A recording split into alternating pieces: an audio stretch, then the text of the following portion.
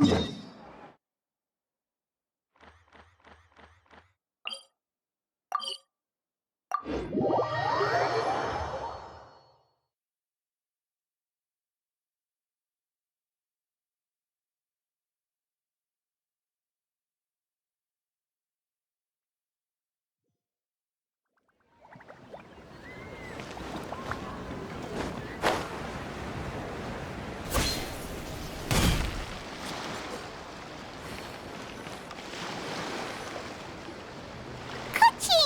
and Charlotte!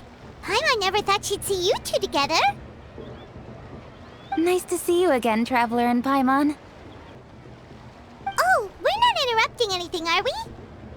Not at all. I wasn't in the middle of an interview or anything. I was just asking Miss Kuching about purchasing a kite. A kite? Are you buying some regional specialties to bring back to Fontaine? Well, yes. And... It seems you haven't heard yet. The theme of this year's Lantern Rite is kites. Oh, so that's why Paimon has seen so many floating in the sky. Liyue Harbor is always changing, so it is only fitting that Lantern Rite should change in turn. The Qixing believes it would benefit Liyue to build on our own cultural foundation by embracing the technologies of other nations. After all, it is said that the stones of another mountain may serve to better polish one's own jade.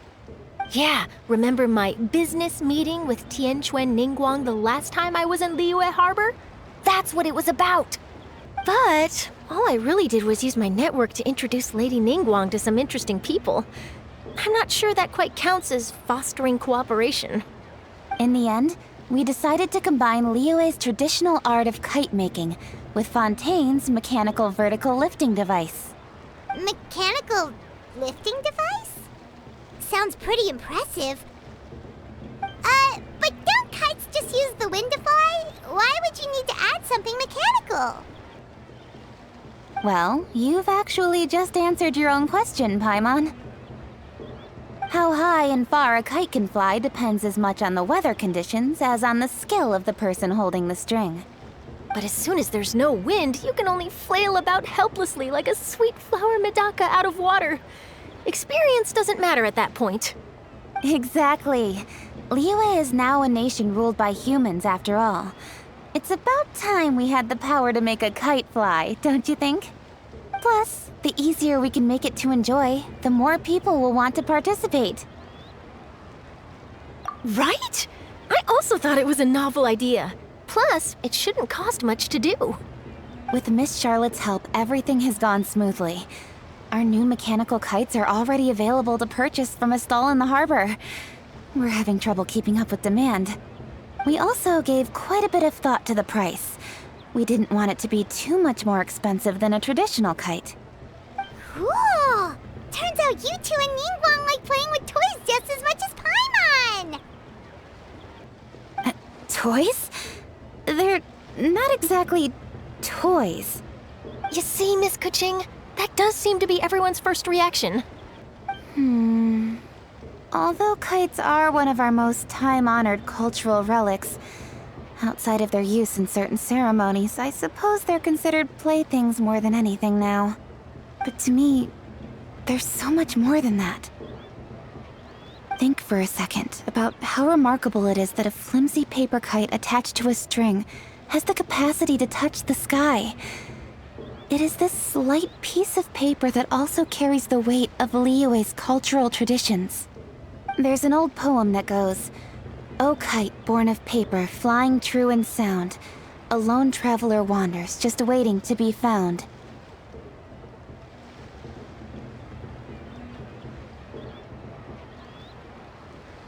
In the past, poets from Liyue used kites to symbolize a feeling of longing, or evoke the peacefulness of idyllic rural scenery.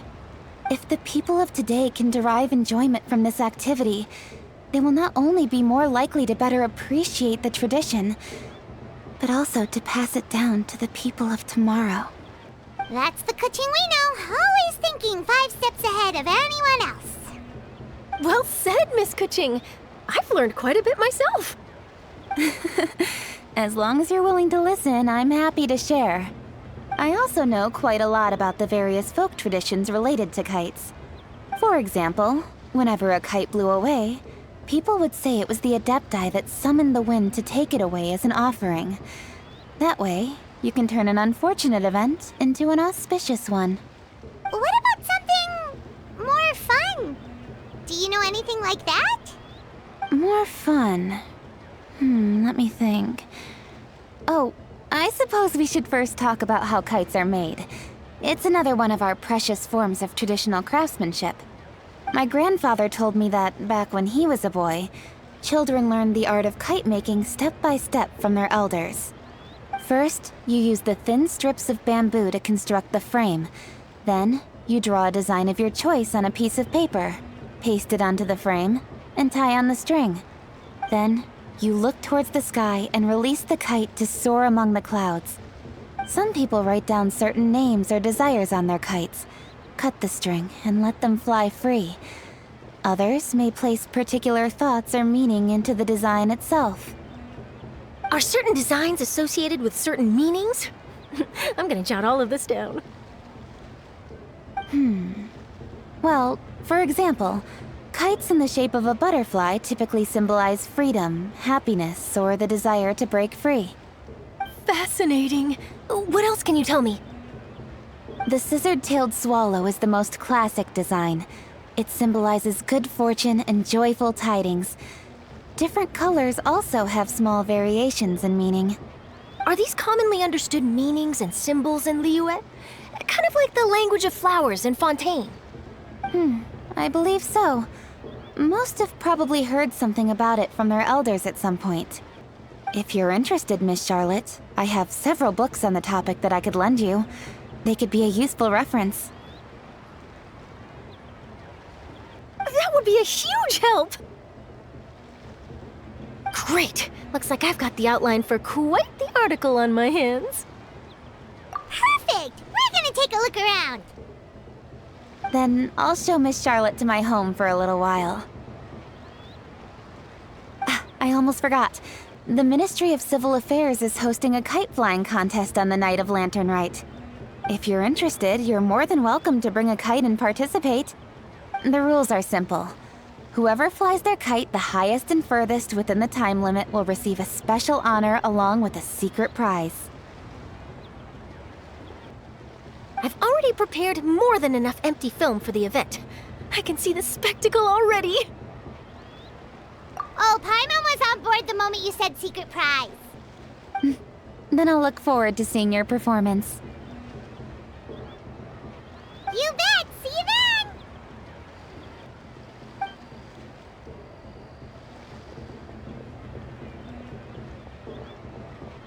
Wait, Traveler?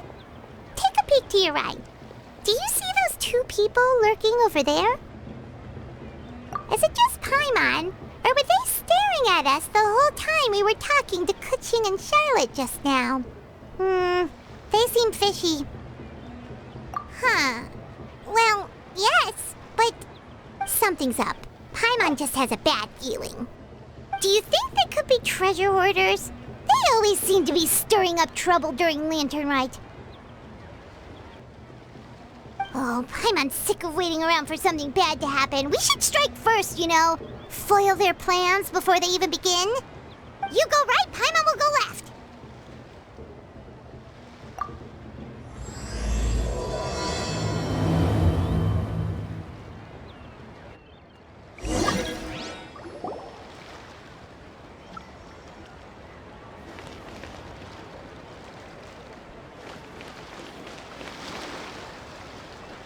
Oh.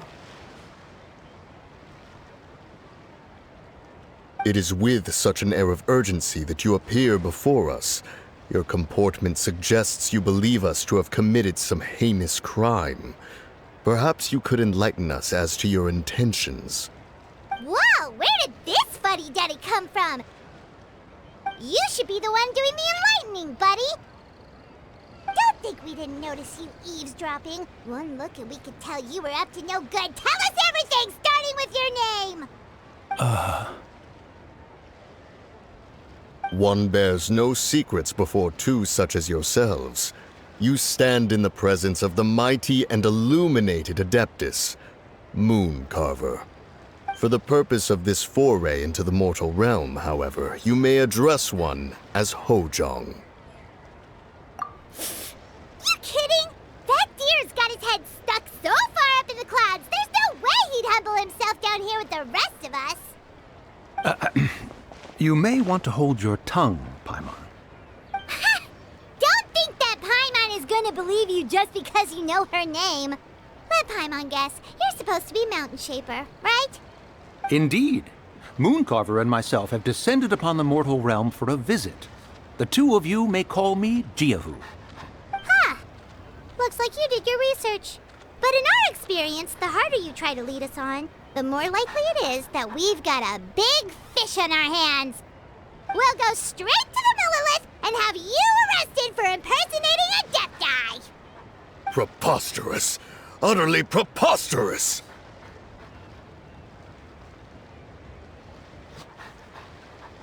Right! Tell us something that only an Adeptus would know. And it better not be some common knowledge that any person on the street could tell you. You may recall that in order to preserve the tranquility of one's mountain, one planted karst crawlers around Mount Hulao. In fact, the seeds are one of Streetward Rambler's cultivars. Among all the Adepti, her horticultural skill is preeminent. The plant neither wilts nor withers, and its practical use is undeniable. Yet it does require quite the upkeep. After a while, one tires of the effort. Thus, one had no choice but to foray into town to inquire from Streetward Rambler a gentler and more easily managed variety. On your way, you were accosted by a group of youths, and without revealing your true form, were unable to extricate yourself of their presence. If one's memory serves, Streetward Rambler had to personally come to your rescue. How did you come into possession of such knowledge? The young lass, Yao Yao, keeps no secrets from Cloud Retainer. Alas, one can only let bygones be bygones. That might have been more detail than we needed. Seems like you two are the real deal, and Paimon's sorry for suspecting you. But, for beings as forgiving as yourselves, this is just water under the bridge, right? You indeed have an agile mind. Cloud Retainer was not mistaken in her high estimation of you. Paimon's still curious about something. It's just... Paimon can understand why Mountain Shaper is here, but why did you decide to come to the city, Mooncarver? It's not really your thing, is it? It is but an inevitable eventuality. Long have the mountains remained strangely idle since Cloud Retainer's move to Liyue Harbor. With Lantern Rite near at hand, one would expect Cloud Retainer to provide us with an account of the festivities in advance. Yet to this day she has failed to appear. Cloud Retainer is hardly the forgetful sort. One must never rest idle in the face of that which demands action. And since our acquaintances dwell in Liyue Harbor, we had to travel here in human form to avail ourselves of their aid, Cloud Retainers in this case. But a moment ago, one heard you speak of a mechanical kite of sorts. It appears the essence of the situation has hitherto revealed itself. Now it is time for one to retire back to one's abode. So, you're not looking for Cloud Retainer anymore? Perhaps there are aspects of Cloud Retainer's temperament that remain opaque to young Paimon. Given one's understanding, one can only imagine the anger that now consumes her. Cloud Retainer is of a proud and arrogant disposition. She holds the belief that her skill in mechanics surpasses that of all others.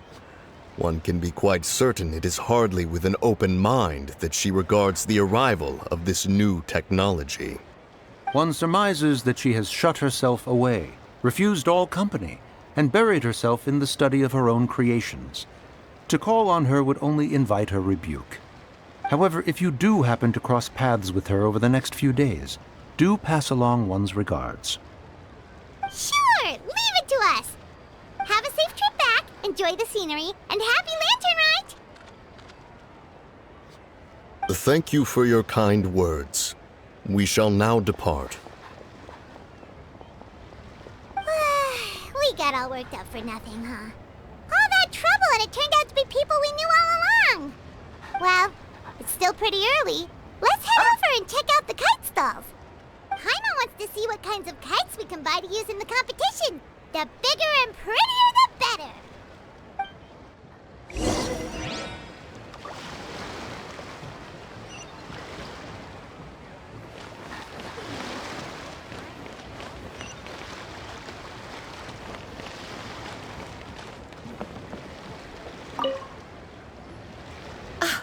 Welcome! Are the two of you looking to buy a kite? Would you like me to go over the different designs? Ooh! A scissor kill swallow! And a butterfly! And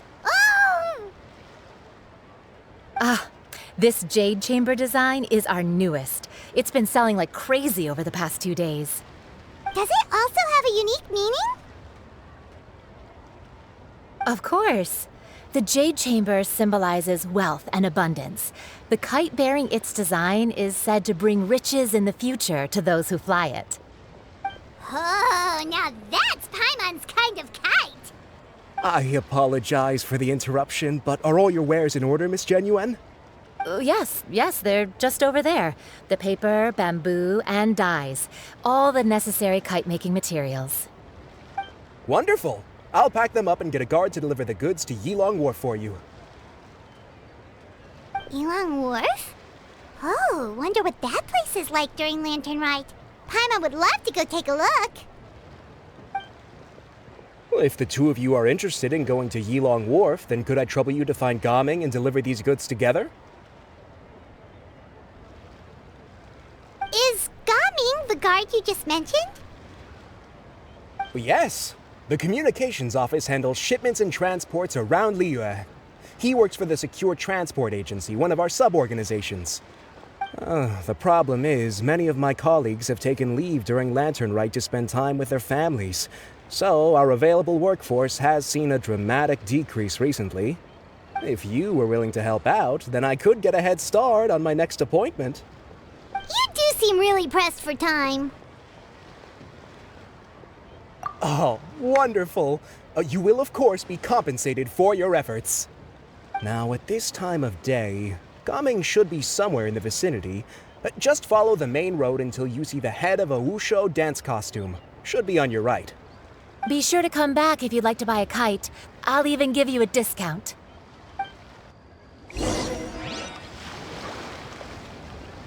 By the way, do you know my aunt? Everyone calls her Granny Shan.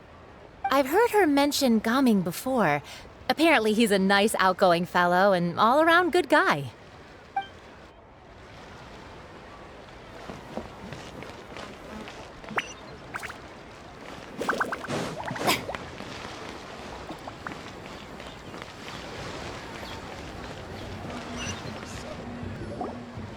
Wait, I thought we had an agreement. Loser buys dim sum tomorrow? Look at you, scowl like that for much longer and your face might stay that way. Hey now, don't be upset. How about this? You extend the invitation, and I'll pay. No way, Gaming. You're always the one picking up the tab. I'm not trying to be a sore loser. I just didn't expect you to come from behind to win like that. That was nothing. All in a day's work, friend. Perfect! Gaming is here! Sorry to interrupt, Gaming. We just spoke to a guy from the communications office who needs you to deliver some goods to Yilong Wharf. Oh, that must have been Longzhou. Looks like I've got work. Gotta go. Sure, go do your thing. Let's have a rematch when you get back. I won't let you win so easily next time. Alrighty, you can hand the goods over to me. Must have been heavy hauling them all this way. Let me take them off your hands. It wasn't that bad. It's just some kite-making materials. Plus, we didn't have to walk very far. Kite-making materials. I see. I'm glad it wasn't too much trouble, Paimon. Still, I owe you one. Ah, and you must be the traveler. It's nice to meet you. Thanks for your help. Huh? You know us? There probably aren't many in Liyue who don't. I've heard quite a bit about you two. You're quite well known around these parts. Oh, and please excuse Longzhou if he forgot to thank you. Take my thanks in his place. He's a good guy. He's just been super busy lately, running around from place to place. Don't be too hard on him, yeah? So, you here for Lantern Rite? Yep, it's always so lively this time of year. We were actually hoping we could tag along to Yilong Wharf and have a look around. Perfect! We'll go together then. I'm good with directions, so just follow me. Trust me, I know my way around. We can exchange stories, tell jokes, or just chat along the way. Oh, and there are a couple of good places to eat along our route. We can stop and grab a bite when it's time. The ingredients are fresh, the portions are generous, and the prices won't break the bank. You can order anything, and I promise, you won't be disappointed. Order anything? Hey, did you really have to call Paimon out like that in front of our new friend? Don't worry, I understand. I joke around like that with my friends, too. It just shows how close you are. Do you need to pack anything up before we hit the road? I can wait. Nope, our things are always packed and ready. We're pretty much travel experts at this point. Oh, that's right. Then let's get going. If we run into any trouble, you can count on me to protect you. I am a guard, after all.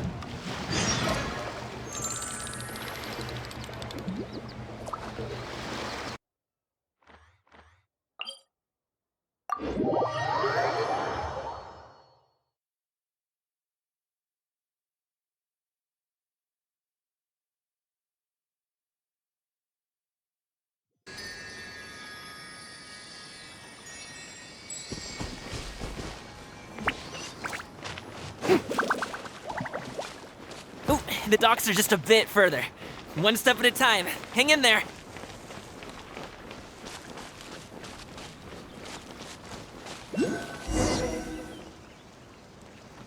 Wait, get behind me. I'll handle this. Fry, you're open. Oh, brilliant! Fire hazard! Suffocate. I got careless.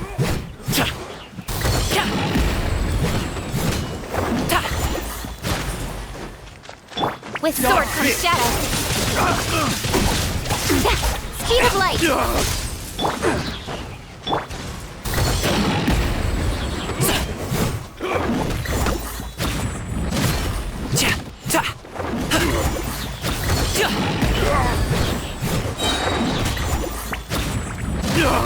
Mighty mythical beast!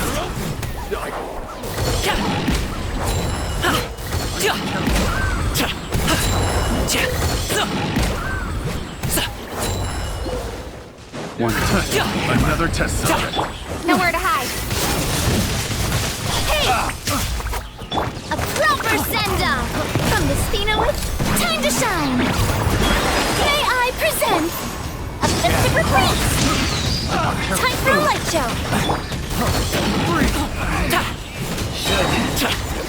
Up to it, Monzai! Congratulations! The wrong test subject. Picked the wrong test subject. Seems like we really can't go anywhere without running into treasure hoarders, can we? Yeah, it's not uncommon for deliveries to get intercepted. That's why this job needs guards like us. Paimon was impressed by your moves back there. You seem like a real pro at your job. Oh, that's not a skill I learned on the job. It's just a hobby. Have you ever heard of wushu dancing? Really? Wushu dancing is famous in Chunyu Vale. Performers might be invited to promote the opening of a business or to spread good fortune during a holiday season. But I must admit, it has nothing on the popularity of the Liyue Opera. I'm also well aware that people in Liyue Harbor aren't exactly jumping at the chance to watch wushou dancing. So, it's not something I do full-time. Huh? You have 2 jobs?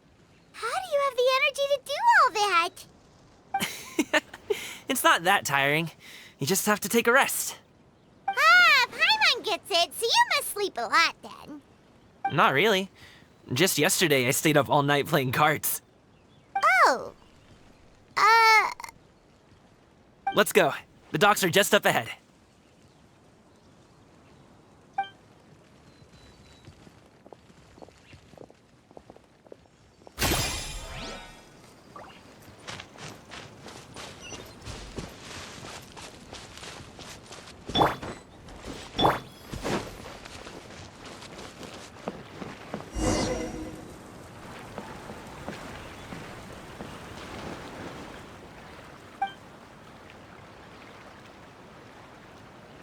Finally, we can rest.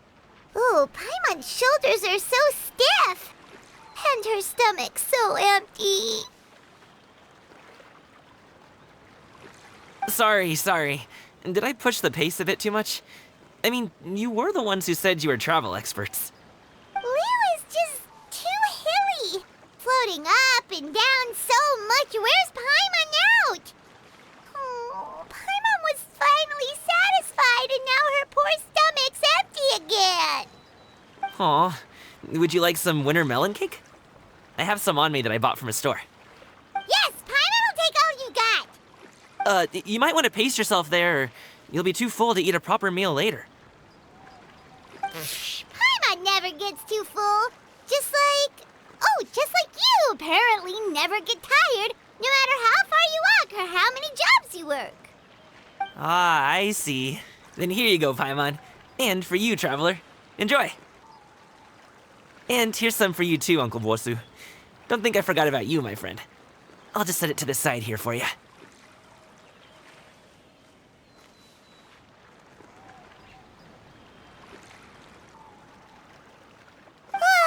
That hit the spot. Paimon thought she was going to starve to death for a minute there. That close of a call, huh? I've been eating winter melon cake ever since I was a kid. You can buy them from all sorts of places, whether it's a small vendor on the side of the road or a big restaurant in the city. But each place produces cakes with a slightly different flavor. If you like these ones, I can give you the address of the shop I bought them from. I'll just have to check when we get back. Oh, all my jabbering must be making it difficult for you to enjoy the scenery in peace, huh?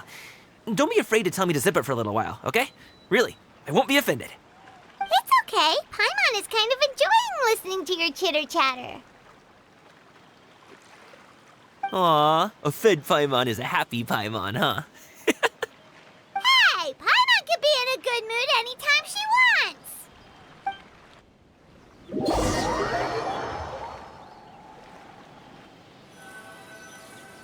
Need some fresh bamboo for this.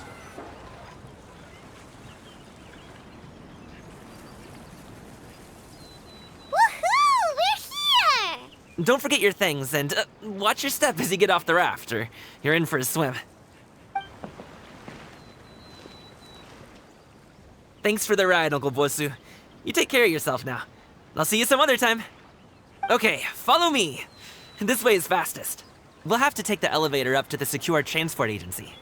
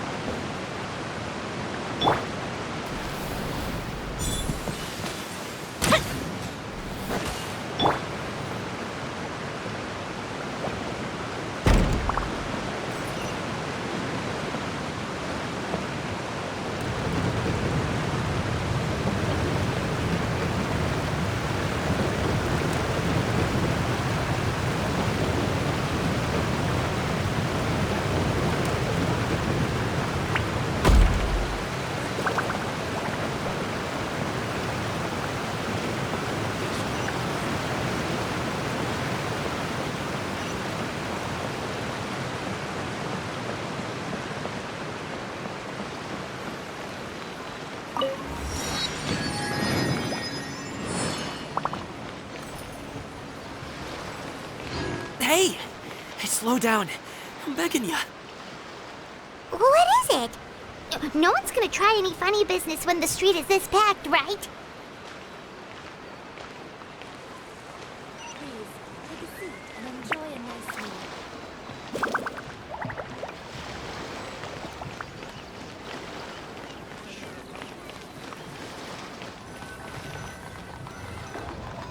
Oh, well... how should I put it? Come on, spit it out! Do you see that group of people over there? Those are my relatives. Wow, you sure have a big family. Once they start buying things, they won't stop perusing till it gets dark. This is bad. They're your family, not your arch enemies. What's there to be afraid of? Unless... Oh, did you do something horrible to them? No, it's not that. I'm just not that good at dealing with my family. It would be best if we could steer clear of them.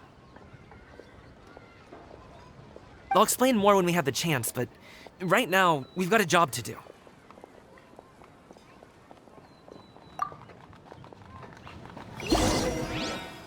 The left side looks pretty packed. Let's go straight. Slow and steady wins the race.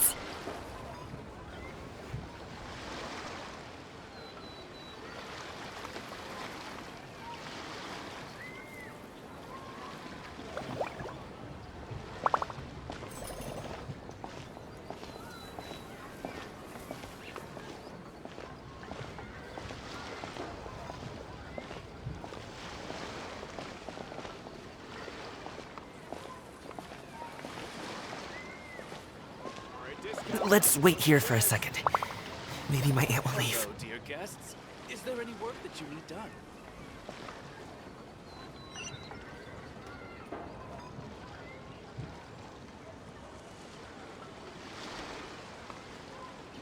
She's gone. Let's go.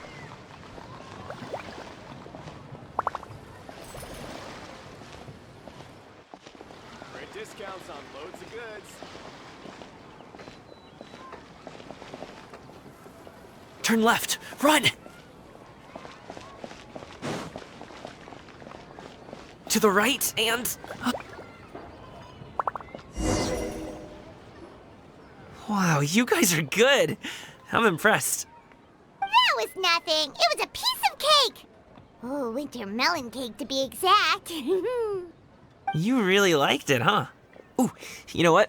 I'll buy you a whole bunch and pile them so high you could swim in them. As long as you don't wind up drowning, Paimon. Hey, Uncle Drugway. These are my friends, the Traveler and Paimon. They came to deliver some goods with me. So, I guess I'll go ahead and take these over to Uncle Yongzan then? Yes, thanks for your hard work. I should thank you both for your trouble as well. Please take a seat and rest for a bit. I'll prepare some tea. No need. We'll be off soon anyway. Hey, we're already here, aren't we? No harm in taking a load off for a bit. Plus, I know the Secure Transport Agency has some great Songhua tea stashed around here somewhere. I promise you, one sip and you'll be hooked. Anyway, you just sit down and relax, Uncle Drugway. Who would I be if I just sat here and let you go through all this trouble? Leave this to me. I have to be up and about to drop these goods off anyway. What's a little extra time on my feet? Oh, you aren't too picky, right, Traveler? I know Paimon prefers things on the sweeter side, so I won't steep the tea too long. And I'll add some dim sum pastries on the side. Aw, you noticed what Paimon likes? How long have you two known Gaming? Oh, not long at all. We just kind of tagged along on his trip to Ylang Wharf. He's just a super welcoming guy. We became friends, you know, just like that. That's just how he is. He's the attentive sort, really knows how to look after his own. A while ago, one of our guards had to take off work, said his joints were hurting due to the rain. Gaming personally went all the way to Boo Boo Pharmacy to get some medicine for him from Dr. Baiju, then traveled through the night to deliver it back to him. That young man has such a good head on his shoulders. How can anyone not love him? I mean, there is his dad, but, well, ask anyone else. And... Uncle Yongsan says he doesn't have the personnel to spare for this delivery right now. So what do you think, Uncle Jirgwei? Should I go ahead and deliver it instead? It feels like we've troubled you enough already. It's kite-making materials, though. Could be for a kid. I'm sure the sender wants it delivered before Lantern Rite. Oh, by the way, here, have some tea. All right, then. Deliver it if you want to. Ooh, are you free in 2 days? How about we grab some dim sum from Shinya Kiosk? My treat, and don't even think about trying to pay. Whoa, that's way too generous of you. Don't mention it. Just think of this as a thank you for all your help. Besides, the thing between me and my family, it's a long story. It might take some time to tell. Sounds good. Paimon never says no to free food. All right, then I'm off. See you in 2 days. Oh, and Paimon, make sure not to eat too much before then. Don't say I didn't warn you. Is he underestimating Paimon? Ha! She's just gonna have to show him how much she can really eat. Anyway, is Gaming's family situation really that complicated? He has such a happy-go-lucky personality. Plus, he's an enthusiastic and diligent worker. It's hard to imagine a guy like that being troubled by much. How should I put it? Since he already plans to tell you himself, you don't need an old man like me to add my 2 cents. You seem to be around the same age, so you might have a lot in common. Perhaps you could help him talk things through. Consider it a favor to me.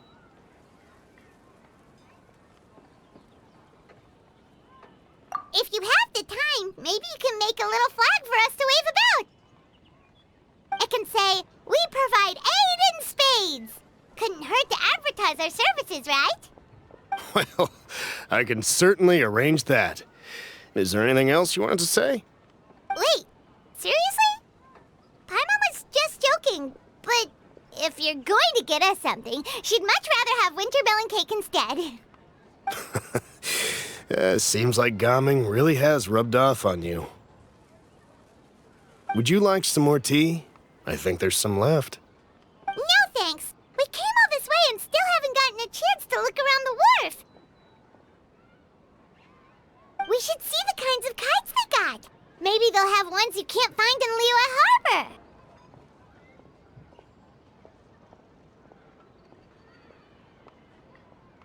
All right, then. Please do let me know if you'd like more tea. You're welcome to stay as long as you like.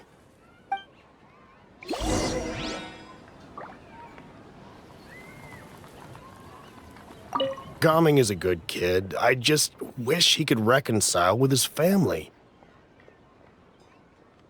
You're around the same age, so he might listen to you. Please talk things through with him.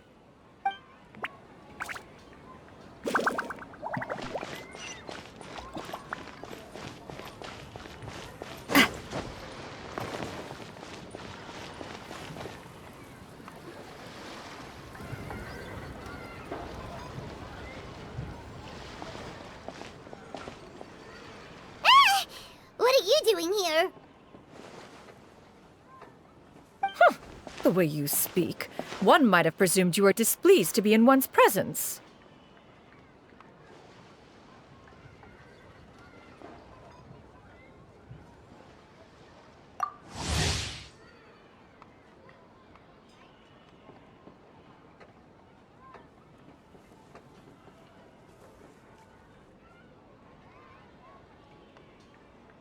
Take note, Paimon. You could learn a thing or two about how to respect your elders. Ugh, starting on the elder stuff already, huh? Shouldn't you be back in your cave tinkering away at some kite-related thingamabob or something? What brings you out here? And what's with that huge box next to you? Ah! Paimon gets it. You're here to do some shopping, aren't you? And what of it? The Qixing's decision to integrate Fontanian technology into said kite-flying competition is of no consequence to oneself. Did you expect one to willfully compete against the whimsical trends of worldly sentiment, or perhaps even fall to petty sulking over such? It's not that we think those things exactly. That's just what Mountain Shaper and Moon Carver told us. Or Tia something and Ho. Paimon can't be bothered to remember what their aliases were called. Anyway, they went to Liyue Harbor to look for you. They even asked us to pass along their regards if we ran into you. Oh, huh. Tianyin?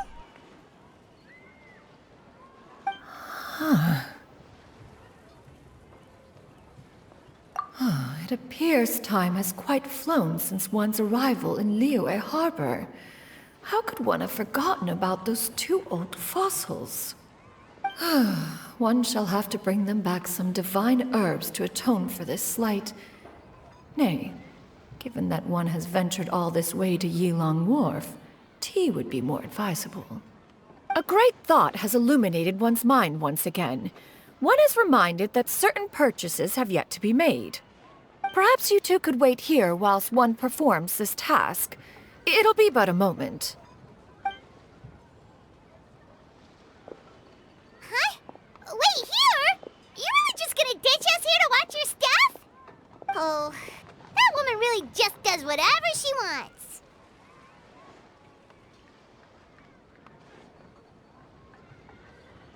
Hey, not you too, Traveler! Oh, all this Paimon ditching is super not appreciated. Just come back soon, okay? Paimon doesn't want anyone to try and steal his stuff. Welcome. Please have a look around. We only sell teas of the finest quality, sourced directly from Chaoying Village. Might I recommend the Sunglo variety? It's one of our specialties. Now, that sounds promising. One will bring some back for those old fossils, and all will be well. 2 boxes will do. Wonderful. By the way, we're actually running a special Lantern Rite promotion. Buy 3 boxes, get 10% off. 4 boxes will net you 20% off. 20% off 4 boxes. This merchant strikes a fair bargain. One might as well give some to Morax and Ping, too. Then 4 shall suffice. I see.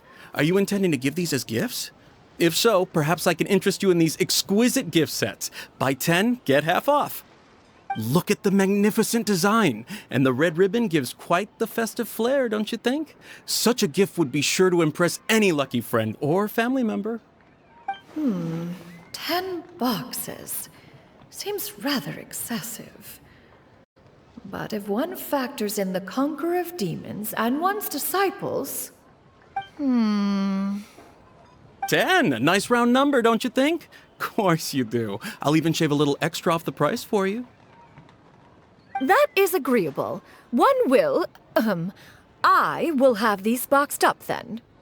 Of course, right away. I see you have quite the eye for fine items, mademoiselle.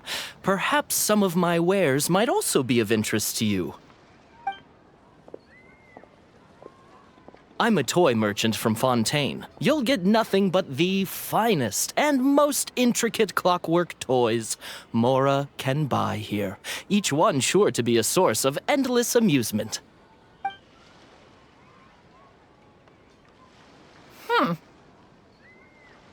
Perhaps you could enlighten me then. When should said amusement be derived? Well, that is, of course, best understood by playing with them yourself. If you could wait just a moment, I can bring one out and give you a demonstration.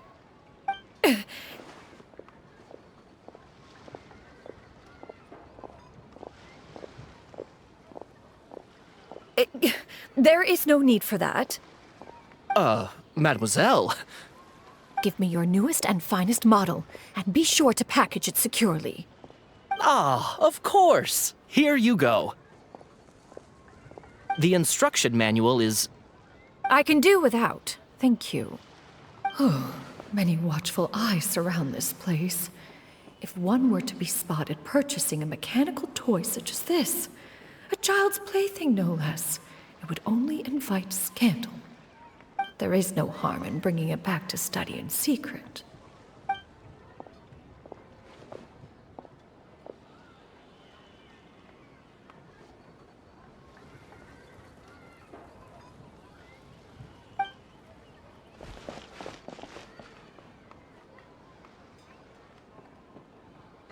Xianyun, did your shopping go smoothly?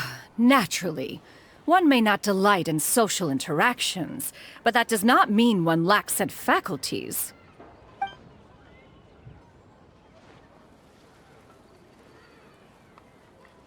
And you two? Are you not here to purchase things? We just haven't had time yet.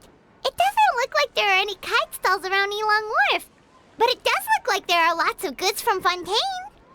You are also planning to participate in the kite flying competition, then? One means to say, you along with all the other youths. One has been entreated to share one's kite-making expertise, and indeed there was little one could do about such persistent supplication. One moment energetic and earnest, and dejected the next. One had no choice but to acquiesce to these requests, and thus, one will be organizing a kite-making workshop to provide personal instruction in this art form. Oh, who will be participating then? Shuyu, Shenhe, Ganyu, and Yayo. Wow, that's quite a few people. Also, this is all pretty well, Xianyun, but it's not like you have to make your own kite to participate in the competition. You can just buy one ready-made and call it a day. Ha! You speak of those equipped with the mechanical lifting device, do you not? 'Tis nothing but a crude piece of mortal machinery. The mechanism that one has developed was the fruit of millennia of meticulous study. Let us not speak of the source of the mechanism's power, but rather its structure. It is composed of materials as light as bamboo and as strong as iron. This composition grants it the lightness of weight to ascend into the sky and the durability to follow the wind for many a mile. It is built with a series of intersecting rods that... Never mind. It is unlikely the two of you will understand, even should one expend the effort to explain. One is better off saving one's breath. It sure seems like you want to talk about it, though. So, will you be attending the workshop or not? Huh? Wait, you've been trying to invite us this entire time? All right then. No need to prepare the materials in any case. One has it all sorted. Arrive at Mount Outsong in 2 days. I shall be expecting you around midday. Are you leaving? Don't you want a guard to help you with that big box of yours? Surely you jest. One goes as one pleases. For what reason would one need to rely on another?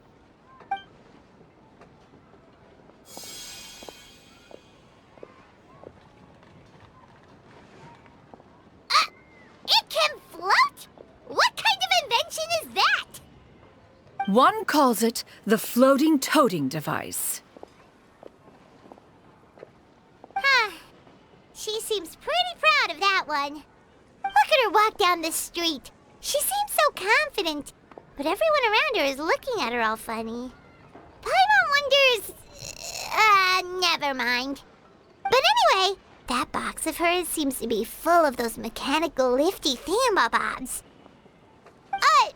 Not that Paimon was peeking or anything. She just, got a bit unsteady for a second and accidentally brushed the embroidery on top. And wouldn't you know it, all the stuff inside almost came bursting out. Paimon even went out of her way to keep it all together. All Paimon say is that Xianyun sure does try hard to save face. What did she call it again? A crude piece of mortal machinery? Paimon bets she just can't wait to take it apart and see how it's made. Totally. We should probably act like we didn't see anything, though. You know, in consideration of her feelings and all. After all, that is the propriety with which one should comport oneself. When it comes to an elder, right?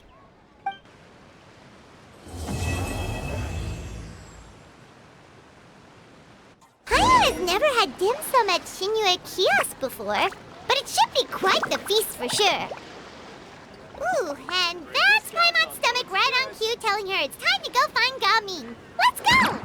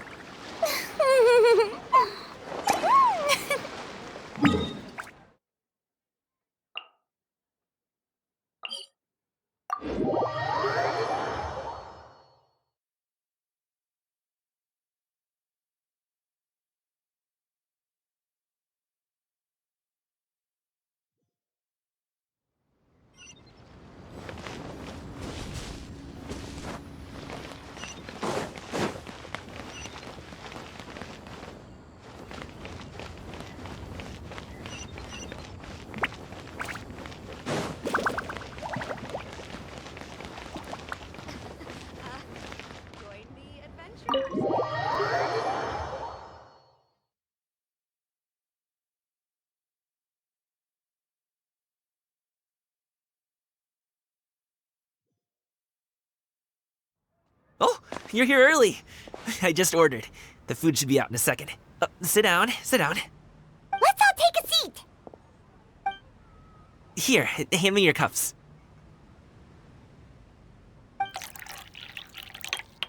Oh, thank you. Wait, you weren't supposed to drink that, Paimon. That was for you to rinse your utensils. That's a thing?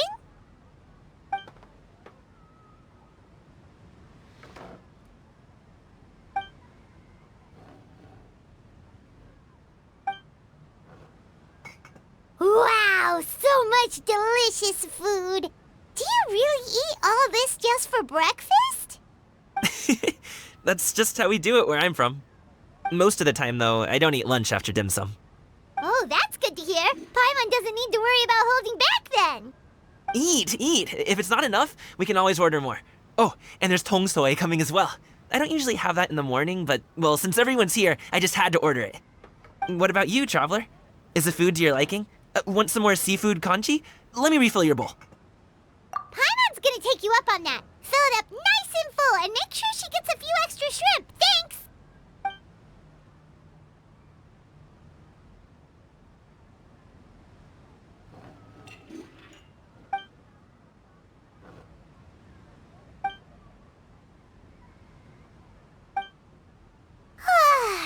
So full. That meal was so satisfying, it even gave Paimon some extra brain juice. Oh, listen. Paimon's figured it out.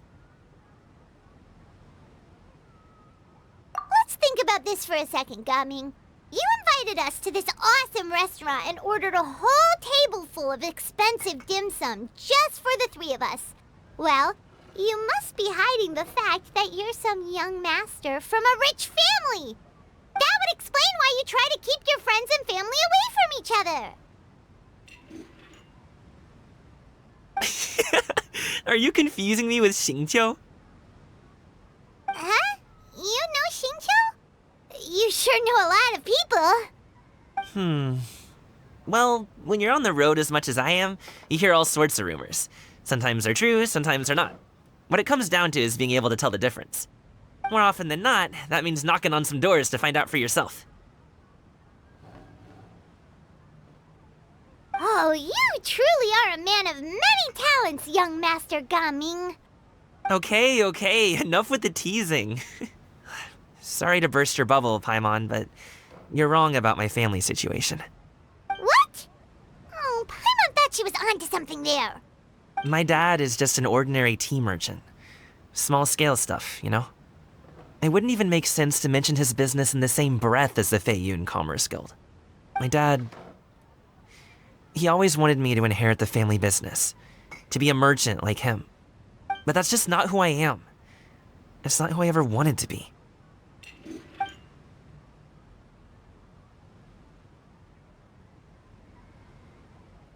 Have you ever talked to him about it? You know, about your interests and aspirations and stuff. Of course I have. I told him I wanted to be a wushu dancer. That I wanted all of Tevat to see what I could do. According to my dad, though, that wasn't a real job. Just a child's pipe dream. Oh, that's terrible.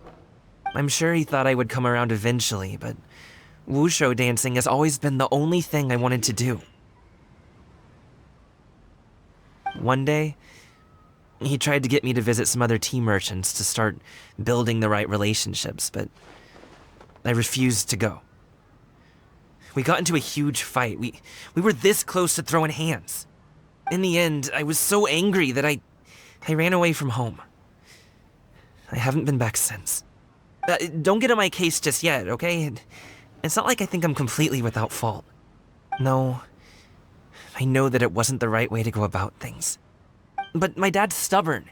No matter how hard I tried to convince him, it just went in one ear and out the other. There was no changing his mind. I knew talking would only get me so far, but if I made it big in Liyue Harbor, the results could speak for themselves. Gaming. But I'm sure you both already know how that's going. Wushu dancing's just not that big in Liyue Harbor. In the past, I would go door to door from store to store, asking if they would be interested in hiring a performer. Most times, I wound up eating nothing but humble pie. And you can't just rely on dreams to put food on the table, right? So, I found a job as a guard to make some money.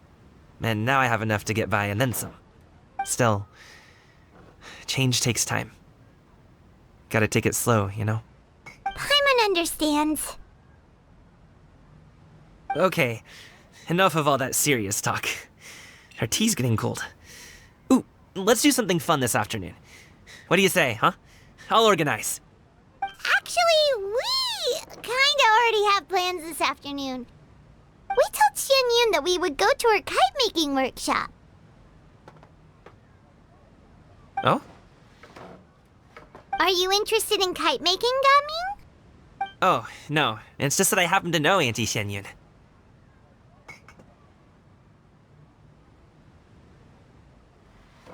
That title certainly humanizes her a bit. Oh, I know that she's an adeptus. I met her during a delivery once. But hasn't she been in the city lately? She's even tried, with some limited success, to change her terms of self-address or something like that. She came to see me a few days ago to ask about luminescent dyes. Oh, wait a second. She doesn't plan on putting those on a kite, does she? Is that not something you can do? It's one thing to use it on cloth, but applying it to paper is another matter entirely. Why couldn't she tell me what she wanted them for? Yeah, she does seem to have trouble with that sometimes. It would be such a shame if everyone worked so hard on their kites only for them to get ruined in the end. Okay, I'll go with you. If Auntie Xianyun wants to use those dyes on a kite, the formula will need to be changed. Great! The more the merrier!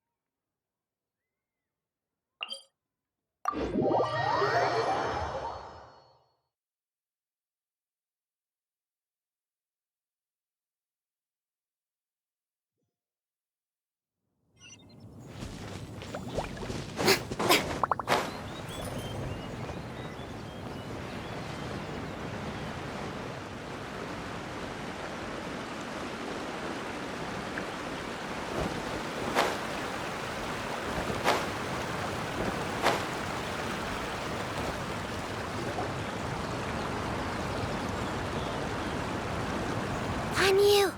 Ganyu! Come on, wake up! Some friends have arrived!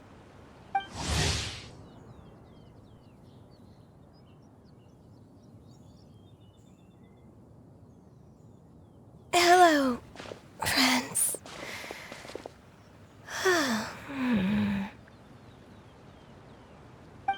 Ganyu!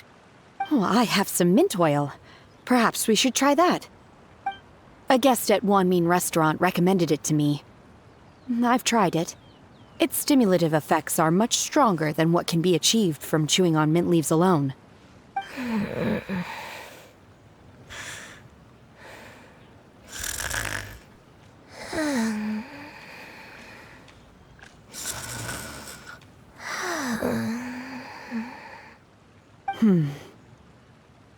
Apologies in advance. Wait! Shenhe? Not there!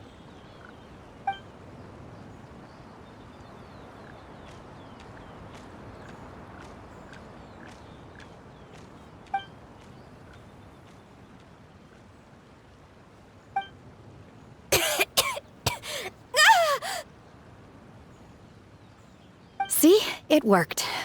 She's awake. Are you okay, Ganyu? Do you need some water? Or maybe something to eat? I'm fine. I just feel chilly all over. Huh. Was it that effective?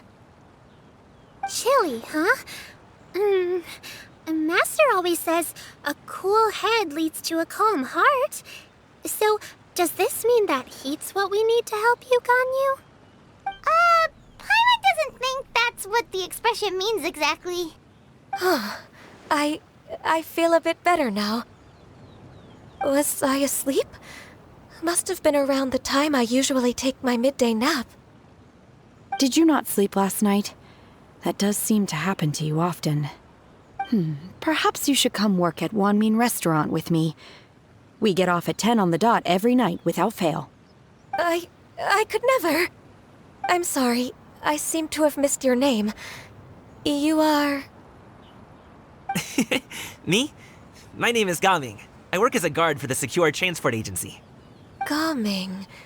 The name sounds familiar. I believe I've heard your name mentioned around the Ministry of Civil Affairs.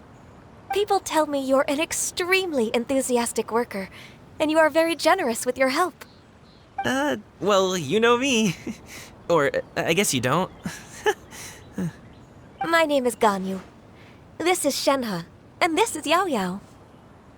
It's an honor to finally meet you all. Oh, you must be here for Auntie Xianyun's kite-making workshop, right?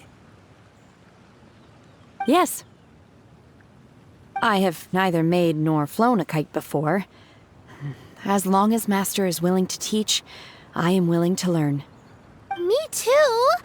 I want to participate in the kite flying competition with my best friend! Plus, it's more meaningful if you make the kite yourself, right? Your best friend didn't come with you? Well, Chi-Chi's been super busy helping Dr. Baiju lately.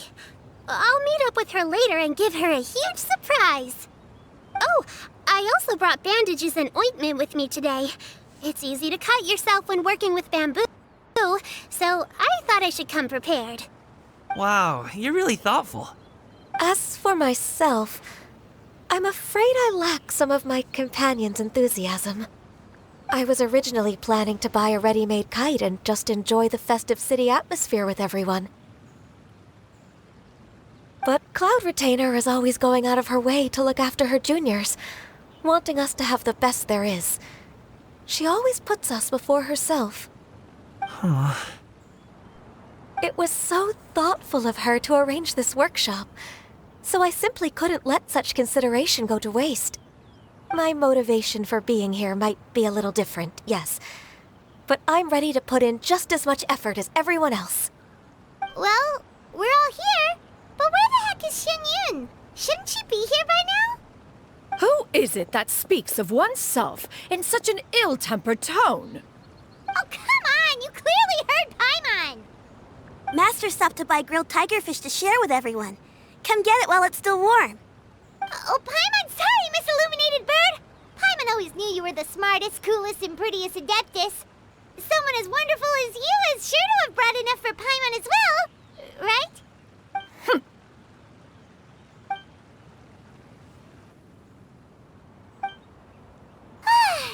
So delicious. Paimon's life is complete! It appears that we've ended up with quite a few participants indeed. Go ahead and divide yourselves into small groups. The materials are over here. The regular dyes and luminescent ones have been clearly marked. Use them as you see fit. As for how to make the kite, one assumes you all made sure to listen to the instructions one provided while we were eating. Yes? Are there any questions? Paimon may have focused a little too hard on the eating and less on the listening.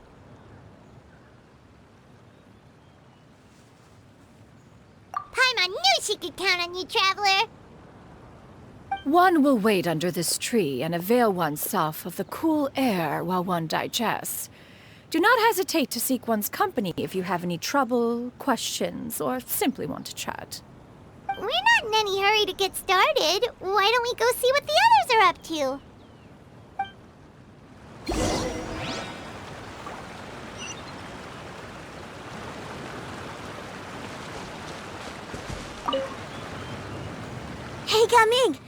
Want to team up? Huh? I have to participate? I thought I'd be done for the day after adjusting the dye formula. You're that unenthused by kite making, huh? That doesn't seem like you. No, it's not that. It's just... it would take too long to explain. I guess I'll just make one then. What shape should we go with? How about a butterfly?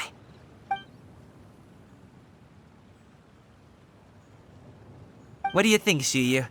Is there a particular design you want? I want a swanee! That might be a little hard to pull off. True, but I still want to try. They're super cute. Okay, it's decided then.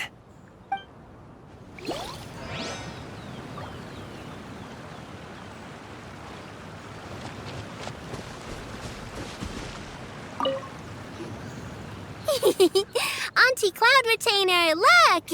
Am I doing it right? Very good. Your frame is nice and sturdy. This design, is it a finch? Yep. One is looking forward to seeing your finished product. What color are you going to make it, Yao Yao? I haven't decided yet. If I make it blue, it'll be more like my friend. But if I make it gold, it'll be more like me. If you are asking for one's own opinion, one would advise choosing gold. When giving a gift, the key consideration is the recipient's feelings, is it not? One imagines your friend would much prefer a kite that reminds them of you. Oh, hey, I never told you the kite was for Chi-Chi. How did you know? With age comes wisdom, child. One simply has a way of knowing things. Oh, cool. Thanks, Auntie Cloud Retainer. I'm gonna start painting it gold right now. Good. One will watch. You two seem strangely unoccupied. One was under the impression that one was supposed to be doing the relaxing. Is your kite finished? We actually haven't started yet, but we're going to start, right now.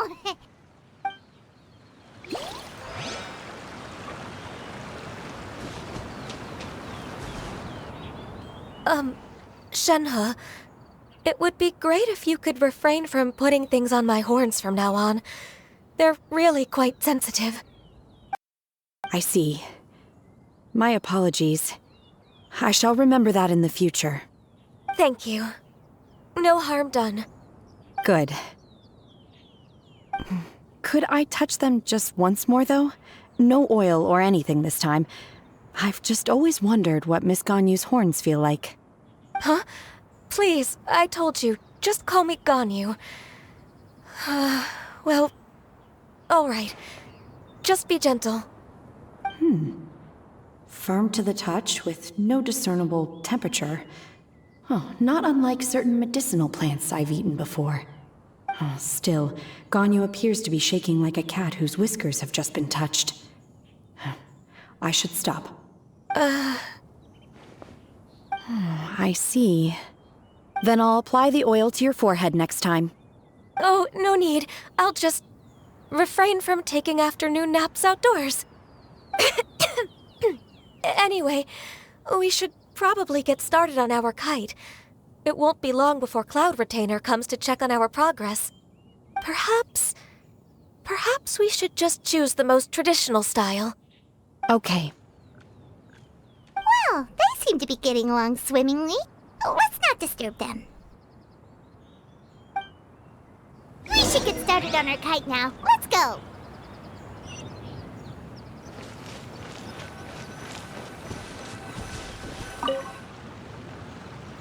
First, we have to decide on the shape. Hey, what are you laughing at? Oh, that's not a completely crazy idea. If nothing else, a Paimon-shaped kite could at least make sure you never get lost on your travels and always find the tastiest food and funnest things to do wherever you go. Maybe we're not exercising enough artistic license. Ooh, we should exaggerate this a bit. How about this? The word Paimon means the guardian angel of travelers!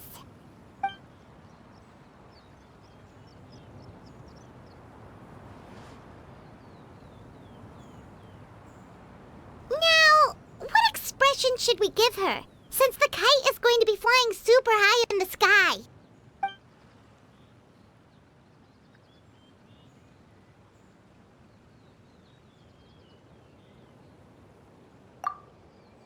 Ooh, like this? Ooh! The title of Champion Kite Flyer is mine! Now that we've decided, let's make it happen!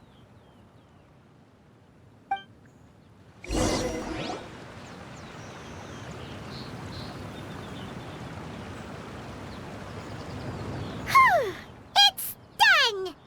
Paimon has to say, Kite Paimon might even rival real Paimon in terms of cuteness.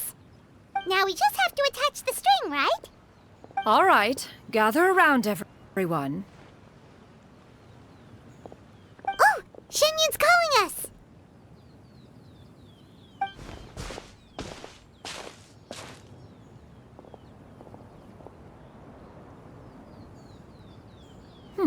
Let one take a look.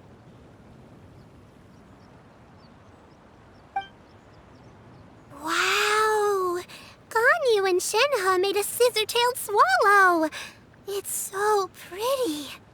Yep. The coloring makes it look a lot like Master.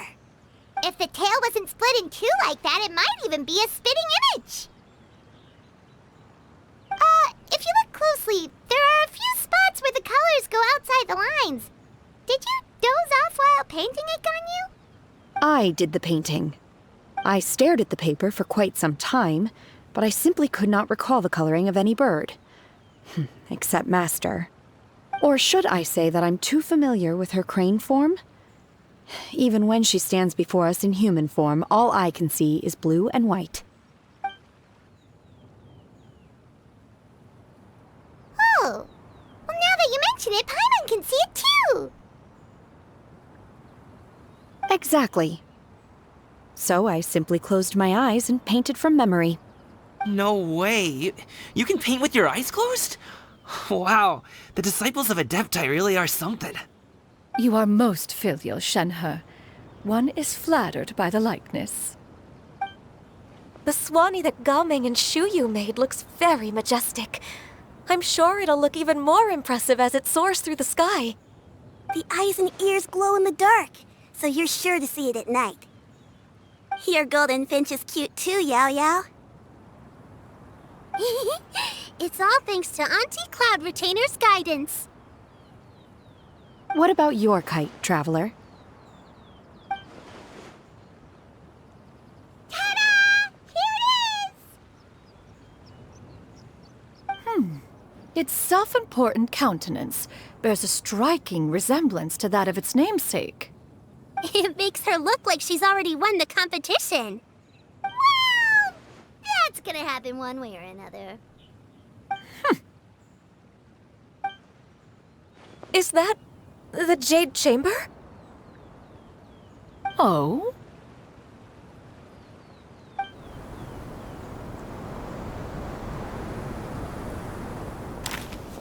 Who dares attempt such a flagrant display of impropriety by releasing a kite into one's territory without one's permission? Oh, and to do so by making use of this crude piece of mortal machinery. One simply must know who it is that possesses such impertinence. Continue attaching the strings, everyone. One will be but a moment. Cloud Retainer! Traveler, Paimon, could I trouble you to go after Cloud Retainer? Master's going to be okay, right? I'm more worried about the person who released the kite. There's wind up ahead! Looks like we can glide over!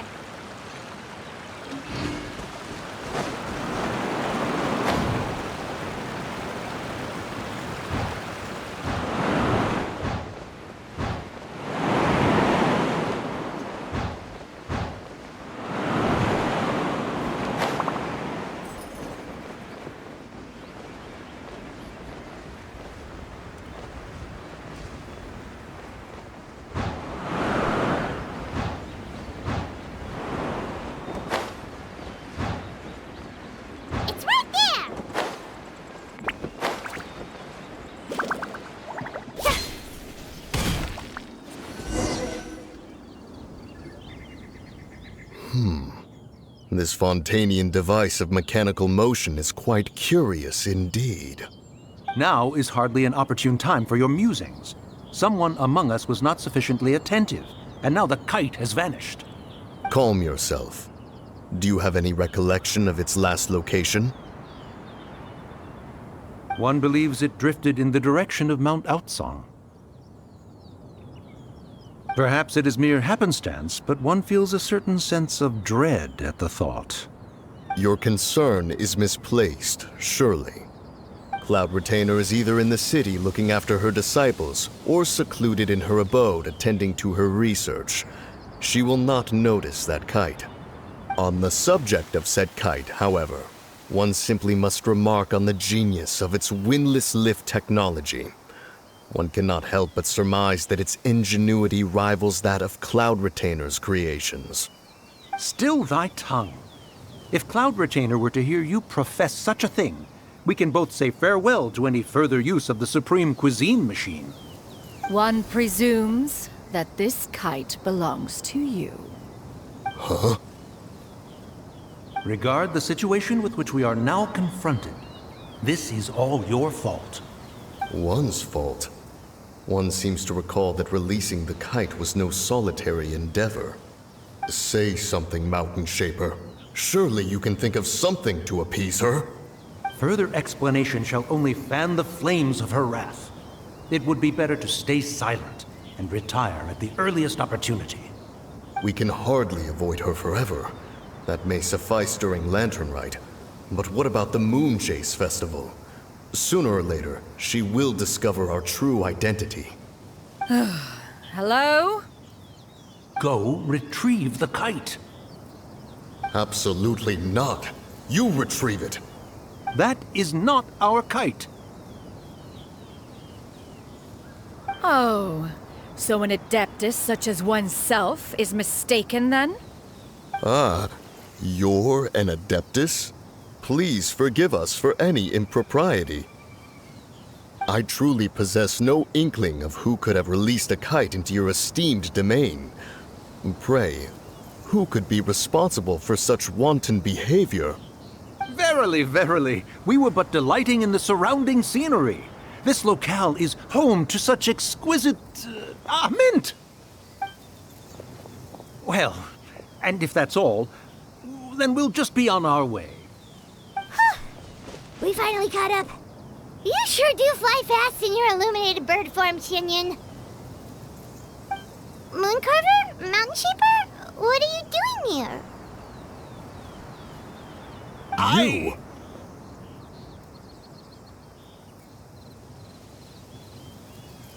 Okay, now Paimon's getting a weird vibe. Did she say something wrong? It is of no consequence. Long has one seen through their disguises. One was simply curious as to how long they would keep up the act. Then you are not angry?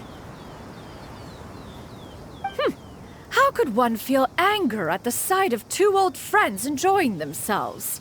One is also well aware of how enticing these city novelties can be. We were simply consumed by a fit of festive spirit. Seldom do we get the opportunity to partake in the delights of the times. However, we are far from being as adept as you in matters that require a deftness of hand. No worthy kite could be born of our own making.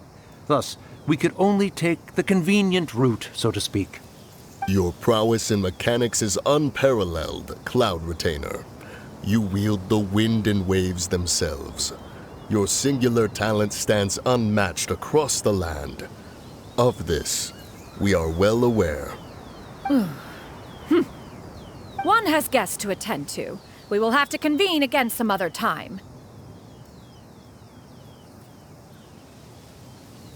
Traveler, Paimon, do try to keep up. We're leaving already? All this flying from place to place is wearing Paimon out.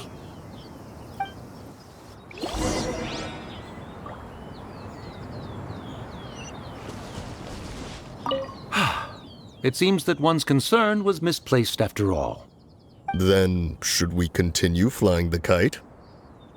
A splendid suggestion, but it would be advisable to change locations. Perhaps your mountain would suffice? It is more than spacious enough. A fine idea. A fine idea indeed.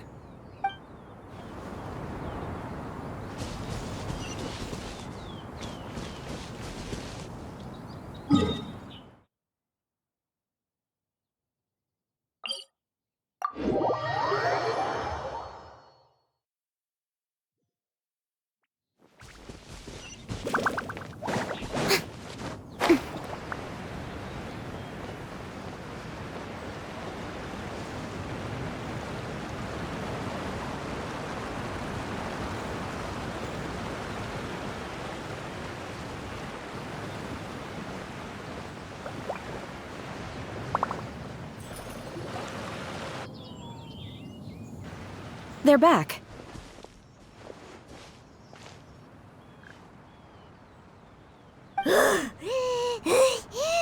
Paimon's pooped. Hi. Why are there only two of you left? After you left, Yao Yao and Shu Yu tired themselves out playing with their kites. Gao Ming offered to escort them home. Before he left, he said something that I don't quite understand. Oh? What did he say? He said, a kite is always tied down no matter how far it flies or how high it soars. Its tether prevents it from ever truly flying free. He looked quite dejected as he said this. Now that you mention it, Gao Ming did seem to have a rather strange attitude towards kites. A reflection of himself.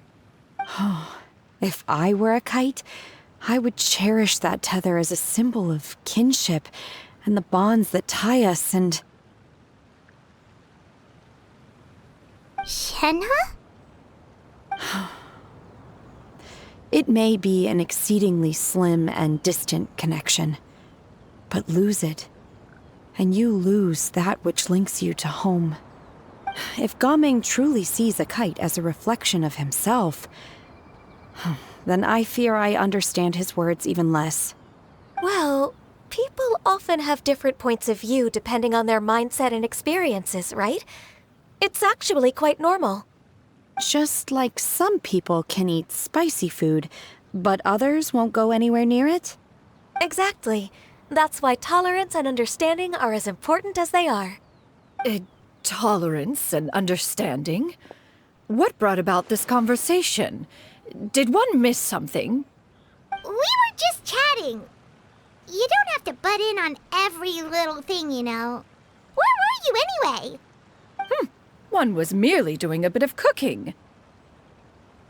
Night fast approaches. If you are otherwise unoccupied, one would entreat you to stay and eat before you depart.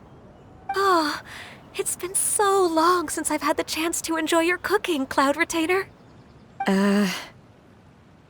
Worry not. One has prepared a variety of meat and vegetable dishes. One is more than familiar with everyone's culinary proclivities. Shenhe, Ganyu, come with me. Whoa, what's with all the secrecy? You're not trying to play favorites, are you? If you're ready to serve the food, we can help too.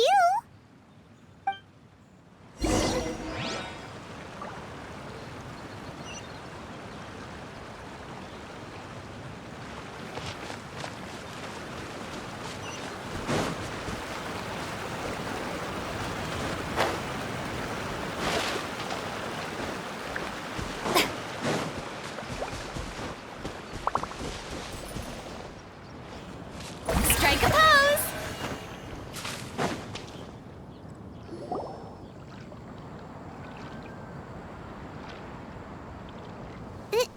This is...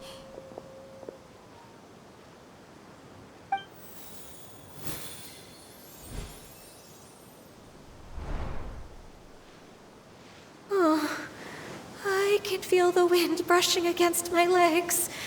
This is a bit embarrassing.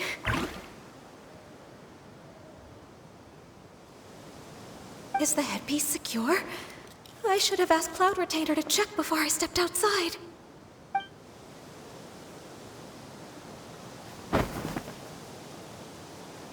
How do we look? She asked them just like that? You look pretty too, Ganyu! Oh, how should Paimon put it? You both look so elegant and refined! Those outfits really suit you both. Given that one employed the services of the best tailor in all of Liyue, one would expect nothing less. What colors have you been partial to lately, Shenhe and Ganyu? Lately? Why is Cloud Retainer suddenly asking about what colors we like? I like black. One is gratified to see one's disciple has inherited one's own tastes.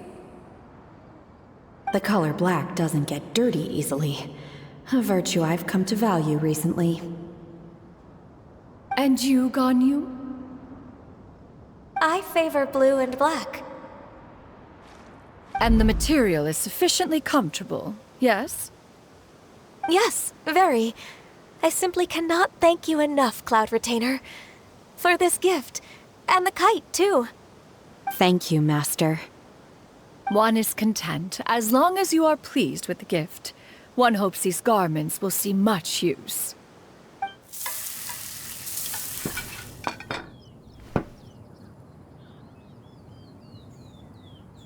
Seems like your supreme cuisine machine is just getting better and better, Xianyun!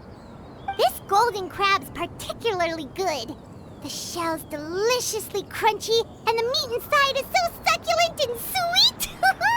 Paimon can't stop eating. It's a good thing Gaming isn't here, or Paimon would have to duel him for the food. You know, with chopsticks. He traveled all this way on account of the kite-making workshop, and he spent the whole afternoon looking after Shuyu. One was hoping to treat him to a meal. Oh well. One will just have to extend one's thanks in person. It's rare for someone to make such a good impression on you, Cloud Retainer. One has high standards. He appears to be a young man of much merit, and one is not the type who would see such potential squandered. It appears that he wishes to break free from the kite string that tethers him. Kite string? Huh, what strange metaphors you speak in, Shenhe. Ever since you returned from one mean restaurant, your turns of phrase render one at quite the loss. Where do we even begin? Oh, do you know about the conflict between Gaming and his dad, Xianyun? One has only heard that the two are not on good terms. He ran away from home and hasn't been back since. Oh? Ran away, you say? Huh. One believes we would all benefit from a more thorough retelling. Start from the beginning. Oh, okay. Paimon just hopes he won't mind. What? This shall not do. Lantern Rite fast approaches. We must make haste. As one was contacting various tailors around Liyue, one could not help but be reminded of Menogias. He possessed a singular talent for clothing design. He had an exquisite eye, not just for fabric selection and color pairing, but also for what accessories could best accentuate a garment's overall styling.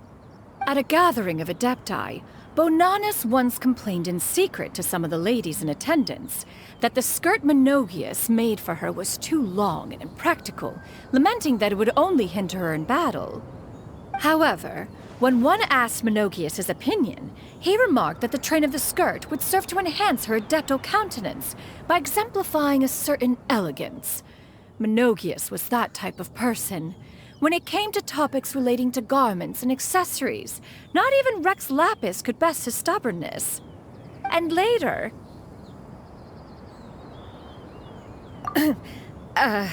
one seems to have strayed off topic. One means to say that Lantern Rite should be a day of reunion. It is a time to address problems before they turn into regrets. Fate is fickle. The cruel reality of this world is that suffering and misfortune can befall any of us without design or reason. If there is a chance for young people to remain insulated from this reality, one should do one's utmost to make it so. That's nice and all, but... Do you have any ideas, Cloud Retainer? Perhaps adeptal arts could be of use. No. Mechanics, perhaps. One fails to see its use in a situation such as this. Is there anything I can do to help? Combining our efforts is a fine idea indeed. Aha! One has an idea. How about this? Does that make sense to everyone? Yep. Oh, Paimon really hopes this works. One's designs never fail.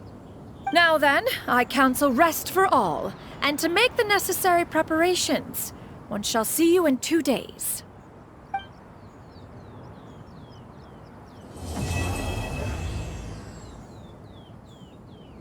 It's time to carry out the plan! Let's go find Gaming. Hope everything goes well.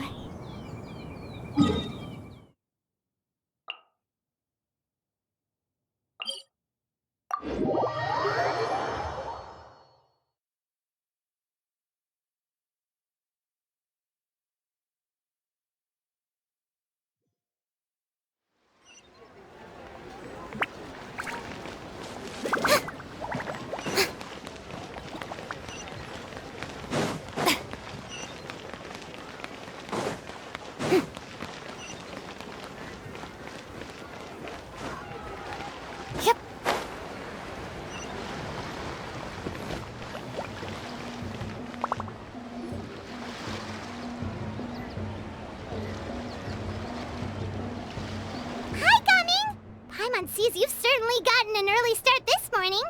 Playing games already, are we? Who won this time? You the one buying dim sum again? Hey, when you put it like that, it makes it sound like I'm always the one losing. Ah, perfect, you're all here. There's an important commission I need your help with. Alright, I've got the time. Where are the goods? Well, it's not just goods this time. I need you to escort a tea merchant and their wares from Chaoying Village to Liyue Harbor. A very important client has requested to meet with him. Sure. What's this merchant's address? Here. If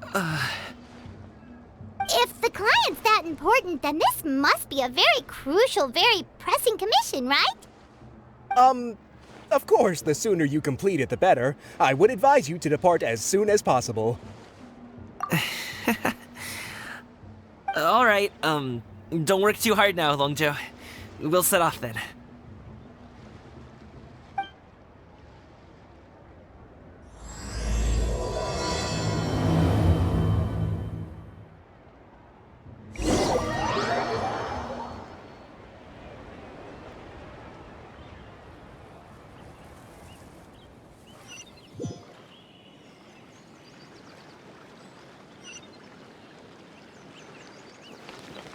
You're a bit quiet today, Gaming.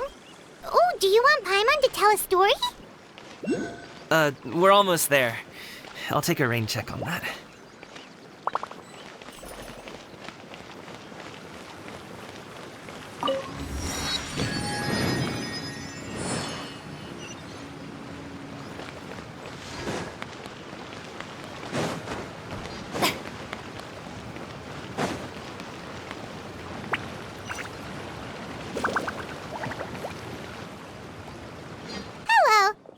The tea merchant heading to Liyue Harbor. We're here to escort you.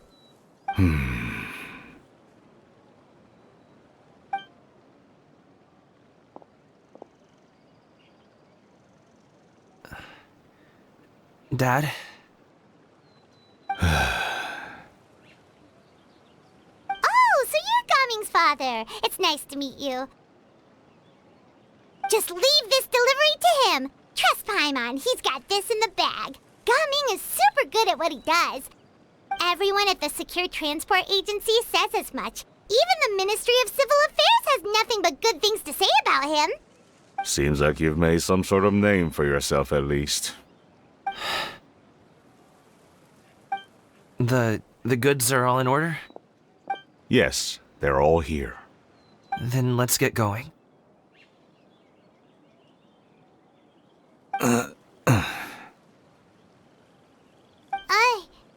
A very important client has asked for you by name. You kinda have to come with us. Paimon doesn't know how we would explain ourselves if you just didn't show up. Plus, you'd be missing out on a huge money-making opportunity. I see. I suppose I will have to trouble you all to escort me, then. Let's go.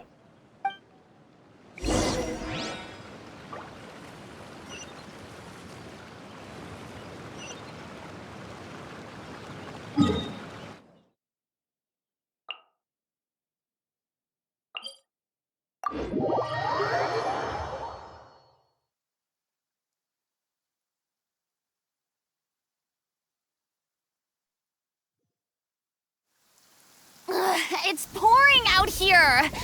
Oh, wait, the water levels aren't rising, are they?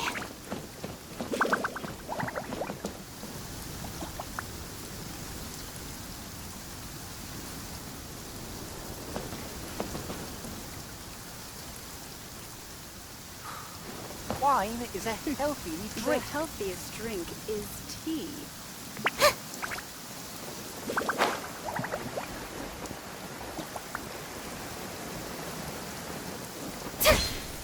We've been walking for so long. Is anyone tired? How about we stop and rest for a bit? I'm fine. Gaming, don't you usually have some delicious snacks on you? Come on, bring them out so we can share them. I'm fine. Thank you. But the winter melon cake he gave us last time was so delicious. Have you ever tried it before, Mr. Ip? Paimon.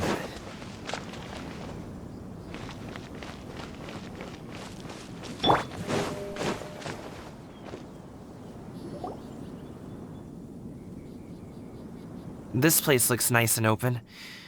Why don't you all rest here for a second? Huh? What about you? You're not going to join us? I'm not tired. I'll keep watch.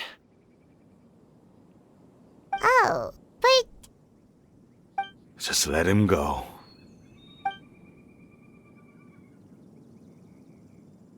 Okay, we'll just share amongst ourselves then. Did you know, Uncle Ip, that the flavor of these cakes changes depending on... Halt! Who goes there? It appears that one's movements were overly conspicuous. Enough of your musings. Focus. Focus on the matter at hand. Present your exquisite ornaments at once. Indeed. Bring them forth readily and without protest. Ah! What do we do? It seems as if these two are acting alone. It won't be difficult to subdue them, but they might have something else waiting in store for Dad. The best way to keep him safe is... Leave this to me. I'll handle them. Traveler, Paimon, take my dad and the goods away from here. No, Gaming. It's too dangerous. This is what I do.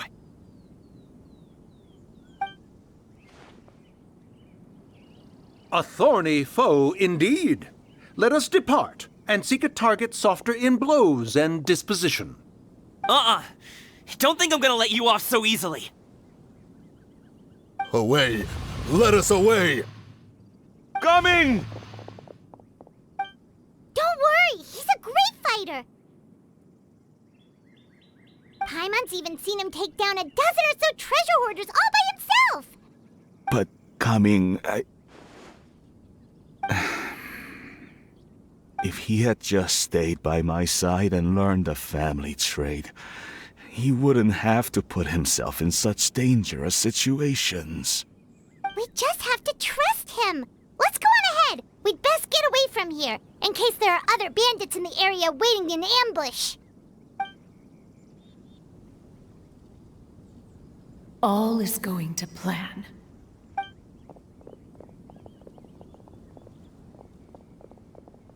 Okay, we should be good to stop here. Yangli? Oh no, what is he doing here? Good sir, please listen to me. Reel in your line and leave this place as quickly as you can. There are bandits in the area.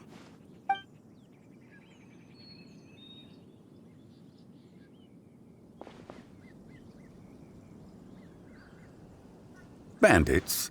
Acting in broad daylight?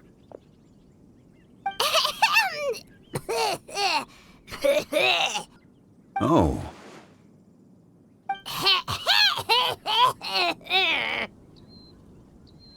Ah, I see. It appears many people are catching a chill as of late. If your throat is bothering you, Paimon, perhaps some tea and rest are in order. Nope, no need. Paimon's fine. She just, had some cake stuck in her throat.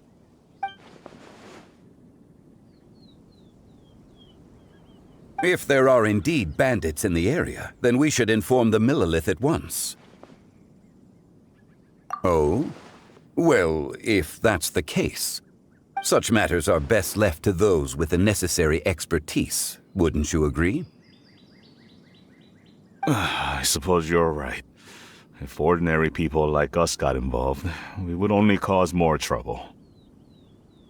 Since we find ourselves otherwise unoccupied in this beautiful area, why don't we find a quiet place to relax while we wait for good news? That would be lovely.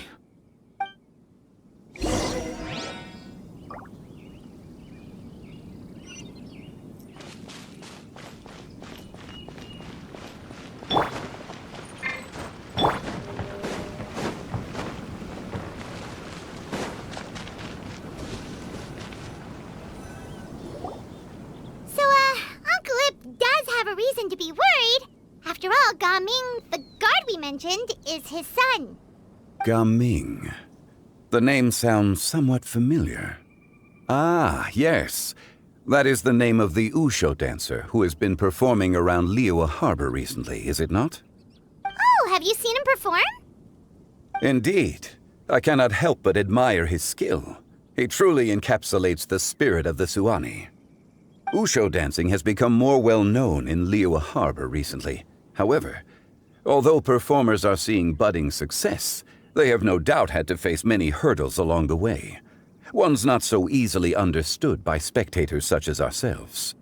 If you ask me, what truly deserves admiration is perseverance in the face of adversity. That is a rare attribute indeed. I have heard many of my acquaintances praise Gaming for his kind, selfless, and courageous disposition. To have a child so accomplished and upright, you must be a very proud parent indeed, Uncle Lip.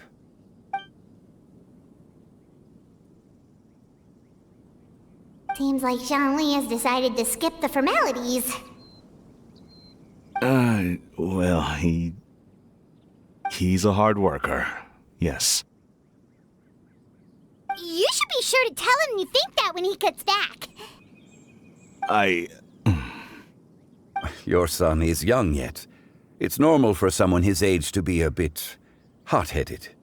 It's understandable to find talking about such things in person difficult.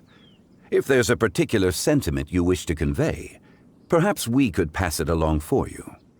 No. It wouldn't be right to ask that of you. This thing between us has festered for many years now. In truth, there are some things that simply aren't easy for us to talk through. I've been in the tea business for most of my life, and I always hoped my child would do the same. Otherwise, how would he support himself? Over the past few years, I heard how well he was doing for himself as a guard. How his work was taking him to farther and farther off places. I also heard that he never gave up on wuxia dancing. It made me happy. But I was also worried. When you're young, you can handle all that physically taxing work and manual labor. What young person isn't capable of making a living that way? My concern is what happens when you get old. Every time I get to thinking like that, I cannot help but be reinforced in the belief that I was right. That I was right not to give in. I often regret introducing him to wuxia dancing as a kid. If I had known how things would turn out, I would have never taken him to see those performances in the first place. It is only natural for a parent to strive to send their child down the right path. No one would begrudge you that sentiment, Uncle Ip. You need not worry. You seem quite young, Mr. Zhongli. Yet you speak with such wisdom. Perhaps I have misjudged your age. Your words are too kind. Truth be told, one of my old friends has several grown daughters. Rather than fretting about their future, however, she prefers to let them find their own way. Then she's more easygoing than I could ever be. I fear I lack such an open mind.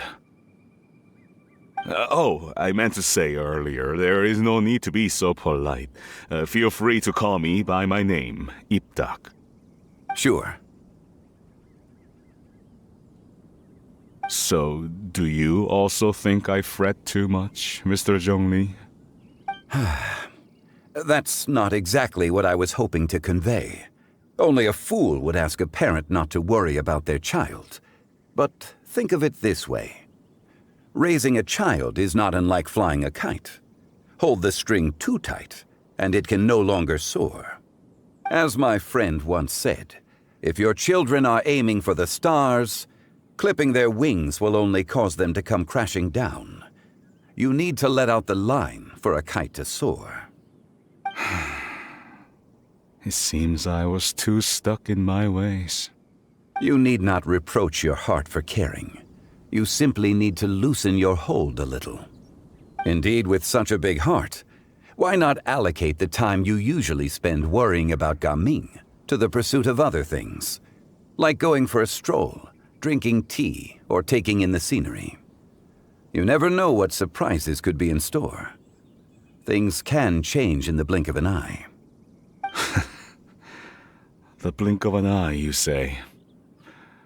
Do things change so quickly? Children grow up in quite the same way, do they not? Day after day, year after year, sometimes in the blink of an eye, but always when you least expect it. As a father, I'm sure you know that best. Yes, you can say that again. 1 second, Gaming was a kid. The next thing I knew, he was ready to fly the nest. Zhongli certainly has a way with words.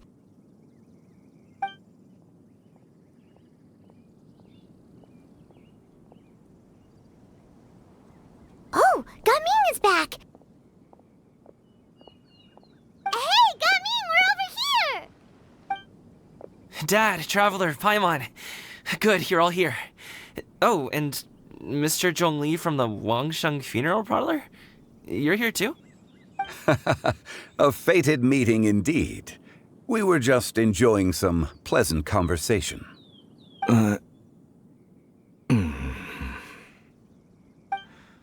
Is everything resolved? Well, you could say that. What does that mean? Traveler, Paimon, come with me. I need to talk to you. Oh, okay.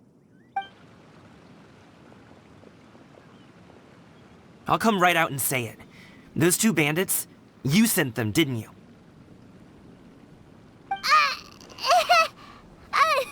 So that's how we're starting off? Can't look me in the eye, huh? Guess I'm right then. Okay, but how did you know? At first, their mannerisms seemed a bit stilted. But once I got close, it was obvious that they possessed great skills. I was right on their tail, and it should have taken only a few steps to catch up to them, yet somehow I was never able to close that distance.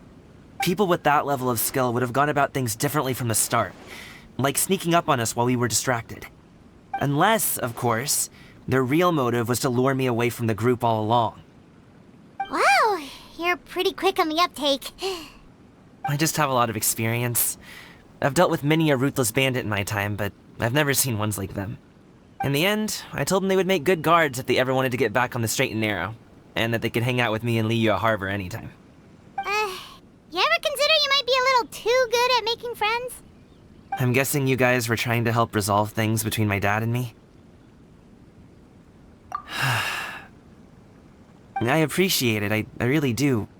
But this conflict between us has been going on for a long time. Even if those two were real bandits, and I was able to subdue them and show them what I was capable of, it wouldn't change anything. You've seen the way he talks to me. It's not like that at all! Your dad really cares about you. You should see the way he talks about you when you're not around. Zhongli was talking things through with him, and he nearly agreed to let it go. You don't believe us? He won't let it go. He can say as much as he wants to other people, but he won't talk to me. I'm certain of it. You told us you wanted to prove yourself to your dad. Why don't you tell him about all the hard work you've done these past few years? Will that even do anything? I'm not sure talking is enough. You won't know unless you try. Just like how you won't know if something is delicious unless you taste it. Listen to us. It's time to put these people skills to good use. You can make friends with anyone, so why not your dad?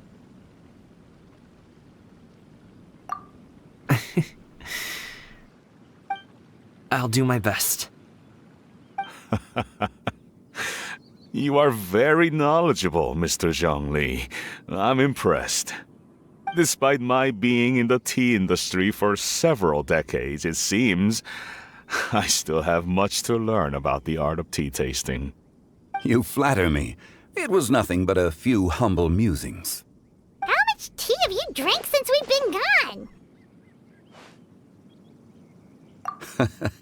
Ipdak and I have found many a common interest. Our friendship, much like a cup of tea, seems to grow stronger the longer it has to steep. Well said, Mr. Zhongli. Gaming, Mr. Zhongli is very knowledgeable. You should take the opportunity to learn from people like him when you're in the city. Huh? Oh, of course. Zhongli? I have very much enjoyed our conversation, Ipdak, but I, unfortunately, have some unfinished funeral parlor business to attend to. Oh, I hope I didn't keep you. My apologies for taking up so much of your time, Mr. Zhongli. No need to stay on my account. When you're less busy, let's find a time to meet. I'll treat you to dim sum. It would be an honor. We'll see you off, Zhongli. You two have a nice chat, all right?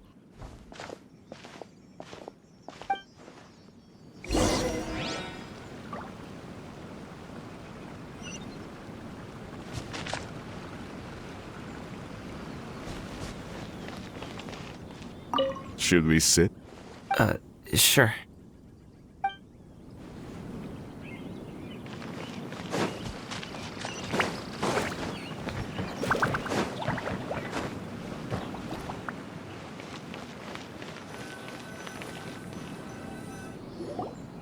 Thanks for helping us talk things through with Uncle Ip.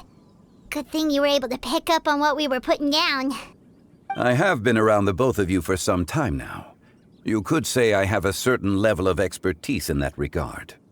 As for my role in the conversation, think nothing of it. I hardly did anything noteworthy.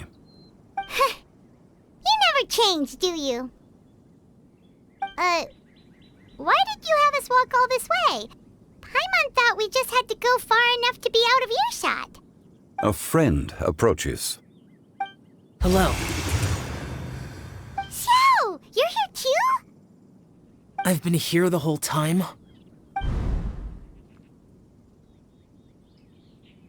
A ghostly kite. Could that elusive Director Hu be coming to Wangshu Inn once again? What is she doing here? I suppose it matters not. Given her relationship with Rex, well, Zhongli, I might as well go pay my respects.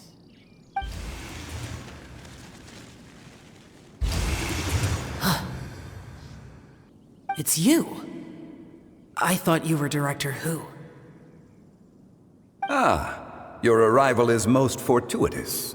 Do you want to try out this new gadget? The addition of the power source makes the takeoff more stable. It's just that... He seems quite immersed in the study of this device.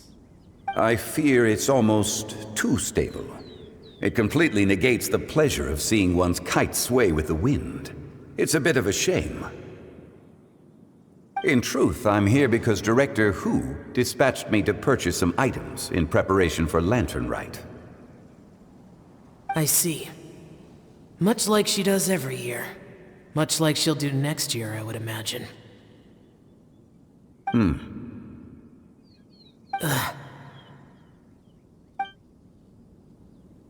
Am I wrong? Or has she once again sent you out to buy, what is it, sesame oil or something? While we're on the subject, I do wonder why she is so obsessed with using sesame oil in the preparation of mixed vegetable dishes for Lantern Rite. A recommendation from Xiangling, perhaps. What do you think, Xiao? I've only met Director Hu a few times. I'm hardly the best person to ask. Ah, and is that not a sign that you should visit Wangsheng Funeral Parlor more often? It wouldn't hurt to grace the parlor with your presence now and again, when you are otherwise unoccupied. This one here is a traditional kite, one without any equipped mechanical device. Director Hu tasked me with studying the differences between the two to determine which one is of greater merit. Many hands make light work. Perhaps you could test out the other kite for me? All right. I have made my comparisons. If speed is what you're after, the mechanical kite is the better choice. Wonderful. I shall pass that information along to Director Hu. I'll leave these two kites with you. Perhaps you can find a few friends with which to partake in the activity. You might find it to be an enjoyable use of your time. Oh, wait. Who enjoys kite flying? Well, I would imagine someone of your talent and wisdom is more than capable of finding out. So, you were testing out the kites for Hu Tao and even roped Xiao into doing it for you? Paimon didn't ask earlier because the situation was, awkward.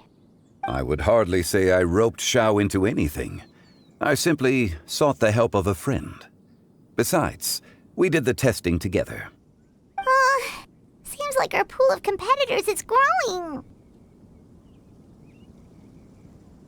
Do you like kite flying, Xiao? I suppose I neither like nor dislike it. Although, watching a kite gradually ascend into the sky does bring me a certain peace of mind. Perhaps they're a bit like Xiao lanterns in that way. Kite flying is also a pleasant form of relaxation. Have you ever thought about making a kite, Xiao? Cloud Retainer taught us how. We can teach you if you want. There's no need. Menogius was the only Yaksha among us who had an interest in matters of ornamentation and design. When Lantern Rite is over, come find me near Pervasi's temple if you have the time.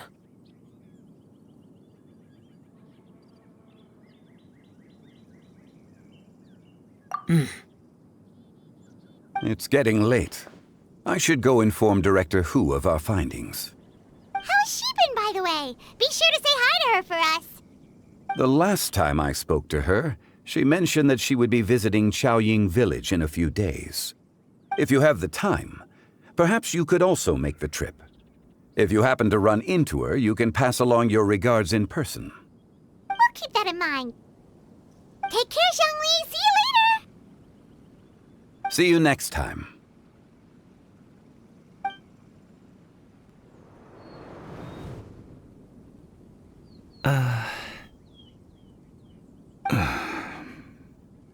Coming. You can go first. I don't have anything to say. Then I'll go. I still don't want to leave Liyue Harbor. Oh. I can't say I support that decision, but... Hey, let me finish before you get all worked up. Sit, Shenhe, sit. You must be tired from your journey. Shall I pour you a cup of tea, or would you prefer something else to drink?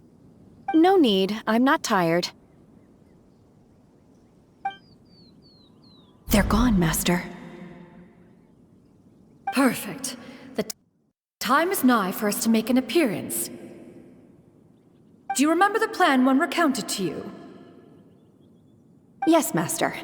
We aim to give them a demonstration of familial love. So I'll have whatever you are having. All right. What are Auntie Xianyun and Shenhe doing here? Just how many people are involved in this scheme? I suppose all I can do is just take a seat and see what happens. Perfect. I just so happen to have bought some Sunglow tea recently. It's quite the delectable variety. Or it would be if one has not been forced to drink it every day in the hopes of whittling down one's considerable stash. One has more than had one's fill already. Oh, forget it. Such thoughts detract from the present need to keep up the conversation. Has work been busy during the holiday season? Do you need my help with anything? Drunk guests can sometimes cause trouble, but I deal with them as you taught me, by pinning their heads against the table. Are Auntie Xianyun and Shenhe serious right now?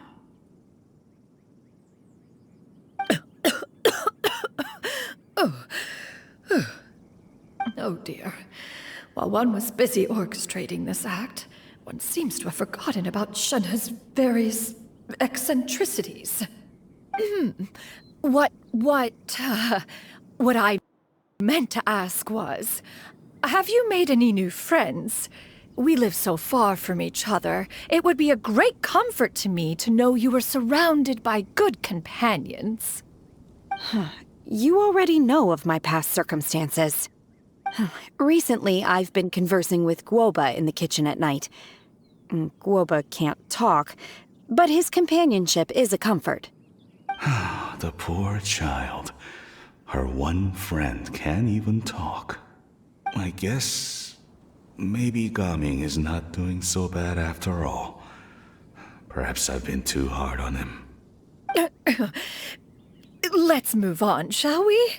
Do you have any plans for today, Shenhe? How about we do something fun? That sounds about right. Take her to do something fun, and perhaps she'll loosen up a bit. Like we used to do when we would carry stones up and down the mountain from dawn until dusk, picking herbs to eat for dinner along the way? If that is what you ask of me, then that is what I shall do. Dad, here, have some tea. Or no, wait, let's not have any just yet. Yeah. I simply can't listen to that any longer. Gaming, I'd like to finish what I was trying to say before.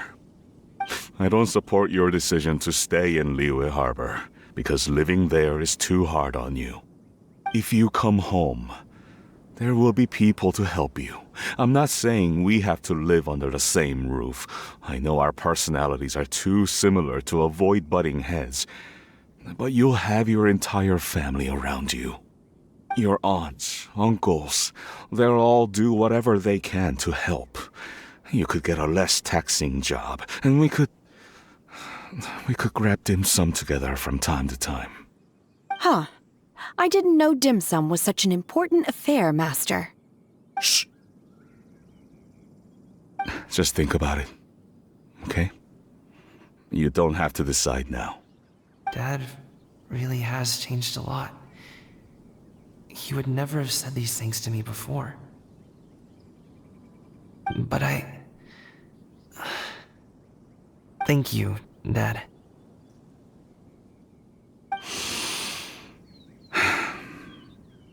It's been long enough, don't you think? Oh, Paimon sure hopes they've made up by now. Oh, they're drinking tea in silence. That's not a good sign. Did Xianyun's plan not work after all? Hey, you two! Paimon's sorry we were gone for so long. We got to chatting with some friends and didn't realize how much time had passed. Perfect timing, actually. We seem to be just about done here. Yep, let's go. I'll get the bags.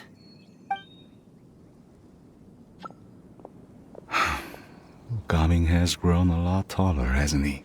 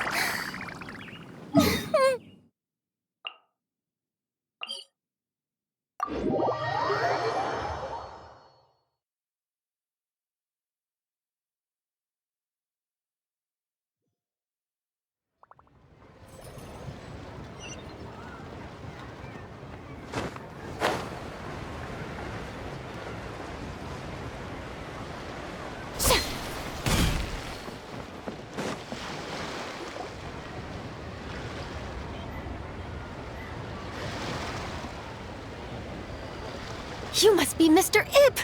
Thank you for coming all this way. My name is Charlotte, and I'm a reporter from Fontaine.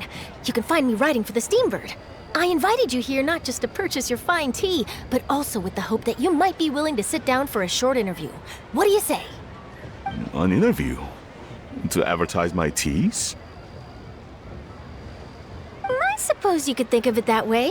We Fontainians are big tea drinkers too. The Fontaine Market. Then I'll need some time to adequately prepare.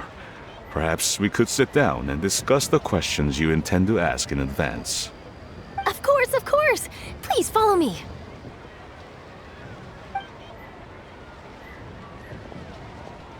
Is this person also involved in your plan?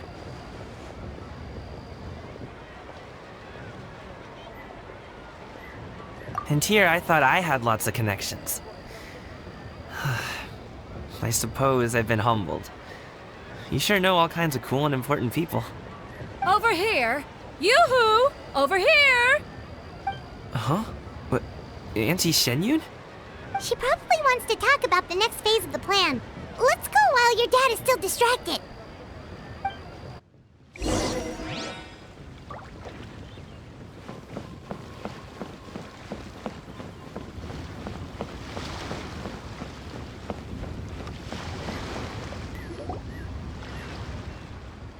I take it that all is going well? Don't worry, Shenyun. Everything is going according to plan. I knew it. I knew that was all an act earlier. Auntie Shenyun is really something. She was so determined to help me. She didn't even care about making herself and Shanha appear foolish in front of my family. She truly knows how to look out for others. I still have a lot to learn. As for the next step... Oh no! What's wrong, Gaming? Don't tell me you're the ones footing the bill for all that tea. I can't let you do that. Fret not. Reimbursements will be made. Exactly. Think of it more as an investment, as Ningguang would say. We pooled together the Mora so that Charlotte could place the order. She's gonna bring it back to the Steambird as a gift, as well as a sample of the regional specialty. Fontainians will probably fall in love with your dad's tea as soon as they lay their eyes on Charlotte's article. And once all the money from the new orders begin to roll in, getting our Mora back will be a piece of cake. Oh, okay. Business-related matters always seem to go over my head, but I refuse to let you all lose Mora on my behalf. I'll pay you back right now. We can talk about such matters at a later date. There are more important matters for you to consider at the moment, are there not? Yes. I've been thinking about it the whole way here. I have an idea, but I'd hate to cause even more trouble for all of you. That is for us to decide. Yeah, we're all friends here. Plus, we wouldn't be here if we didn't want to help, right? Just tell us about this idea of yours. Okay. So, it's like this.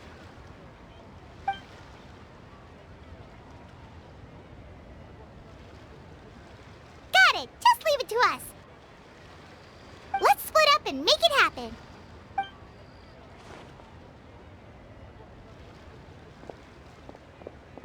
We need to do those things we talked about, but we also still have the kite flying competition.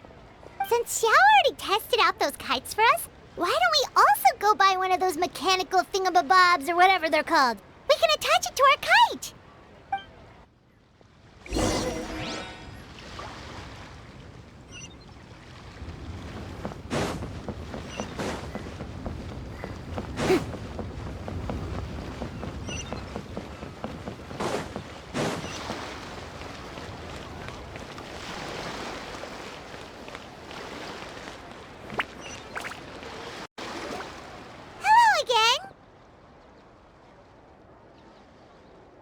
Welcome back! I see you returned from your trip. I really do have to thank you for all your help from before. Thanks to you, my daughter was able to build a kite with her grandmother that very same day. She even wrote a long letter telling me how much she loved it. Oh, you should really be thanking Gaming, not us! I'll be sure to. And are you here to buy a kite? Please, take your pick. Oh, we already have a kite. We wanted to buy one of those, device thingies from Fontaine. Do you sell them separately? Yes. Here you go. Please, take it, free of charge. The directions are in the box. It's not hard to install at all. It doesn't feel right for us to just take it. Well, nor would it feel right for me to take your Mora. Good luck in the kite flying competition. I'll be rooting for you. All right then, thank you.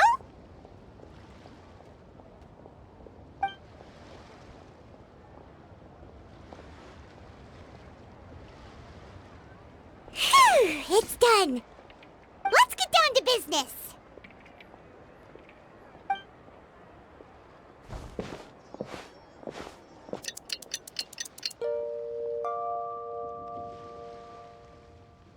Looks like we finished everything we needed to do. Let's find a good place and put this thing into the sky.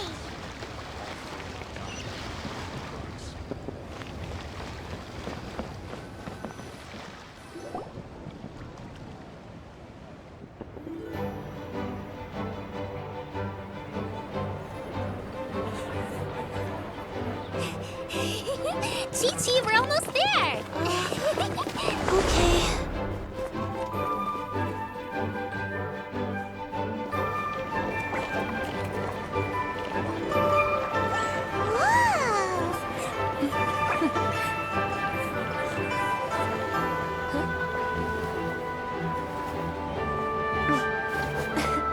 Come here, allow me.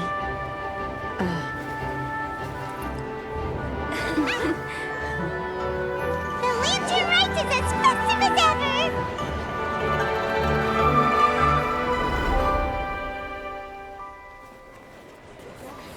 Huh? Oh, what's going on? Did something happen? What should we do? Oh, should we get the Millilith?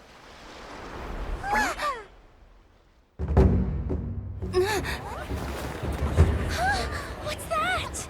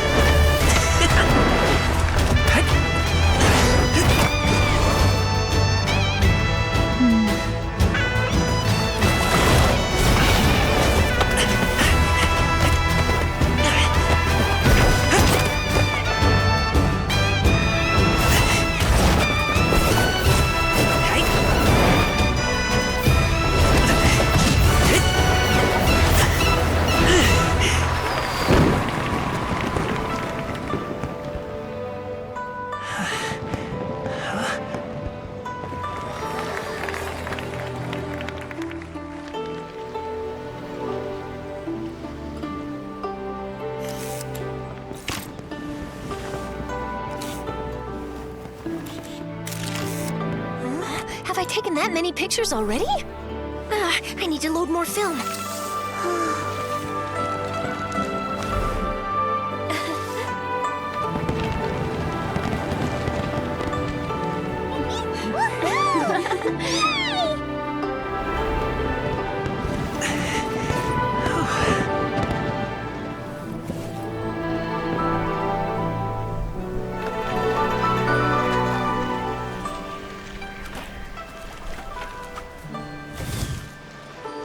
Wait, the wind.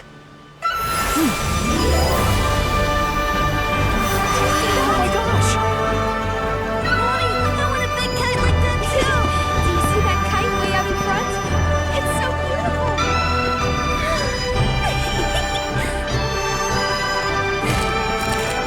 Happy Lantern Rite. Happy Lantern Rite!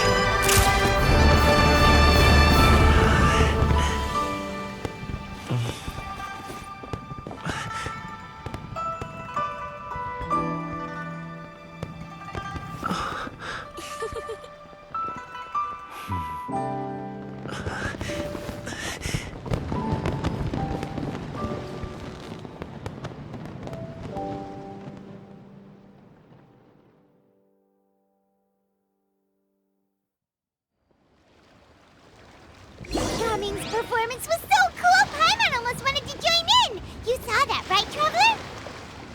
Let's go find him! Oh! He's over there! Talking to his dad!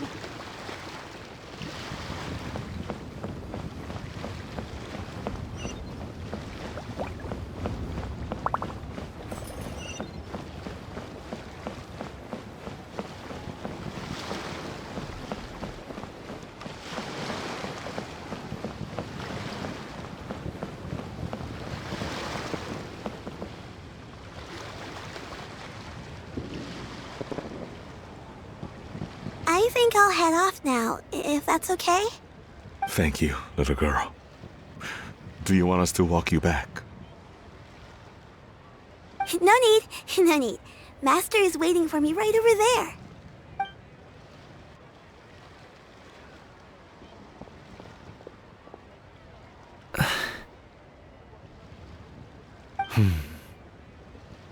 Dad.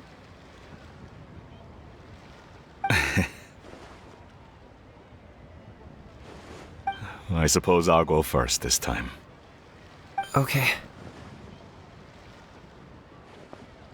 Your performance. I've seen many wuxia dances in my time, but I've gotta admit, what you pulled off there was breathtaking. Wow. I never thought I'd live to hear you say that. You're serious about doing this professionally? Absolutely. I know it'll be difficult, but... Then it doesn't matter. What I mean to say is, of course it'll be difficult. But if that's your decision, if that's your dream, then it doesn't matter how difficult it is. As long as you put in the work, then any obstacle can be overcome in time. Really, when I was young, I also... Actually, how about we save that story of my past for another time?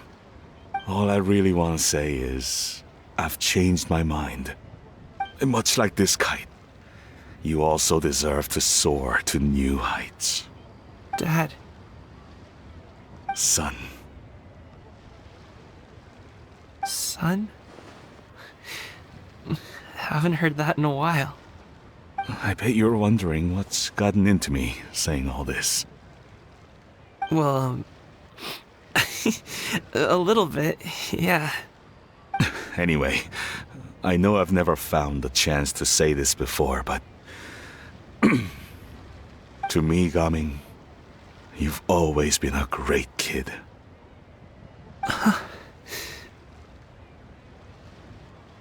All right, that's everything I've got. Did you have something you wanted to say, or...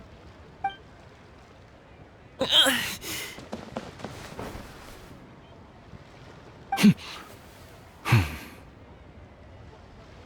the two of them talk things through like like this really gives Paimon a sense of accomplishment.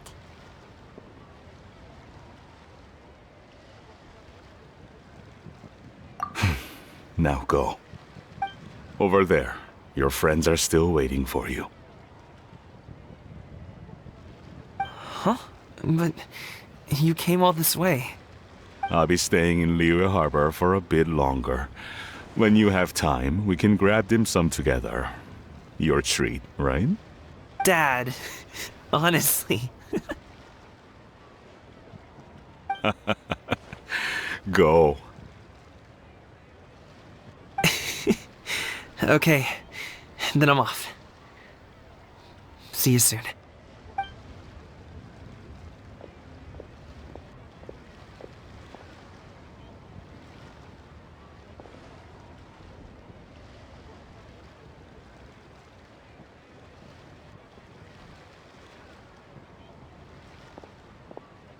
That's quite the smile you've got there, Gaming. Really? It's nothing to be embarrassed about.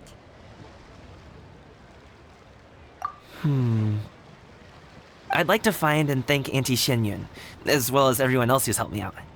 If everyone has time, maybe we could all get together and go fly a kite.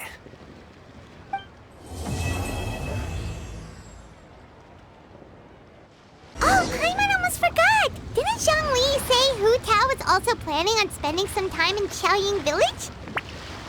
We didn't have anything else to do today, right? Why don't we go have a look around? Maybe we'll run into her.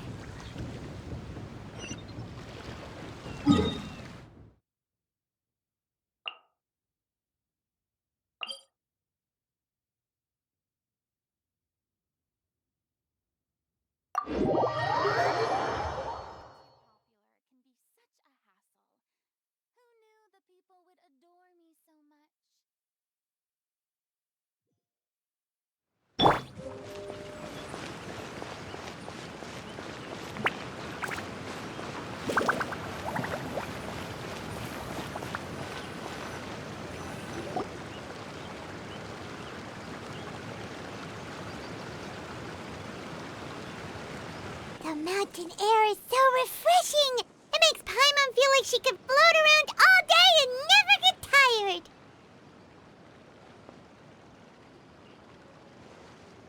Cream! Gummies! Fuel fruit! Huh? Did you hear that? Sunshine! Blue skies! Good vibes! Right? So Paimon wasn't just hearing things. That voice sounds really familiar. Well, we've got the time. Why don't we go check it out?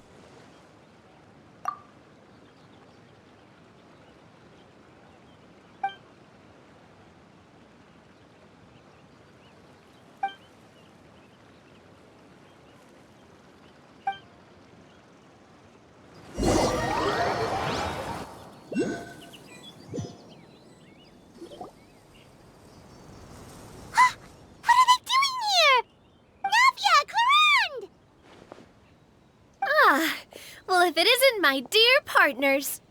See, I told you that something good was going to happen during our travels today. I have to say, sometimes the Steambird's astrology column is spot on.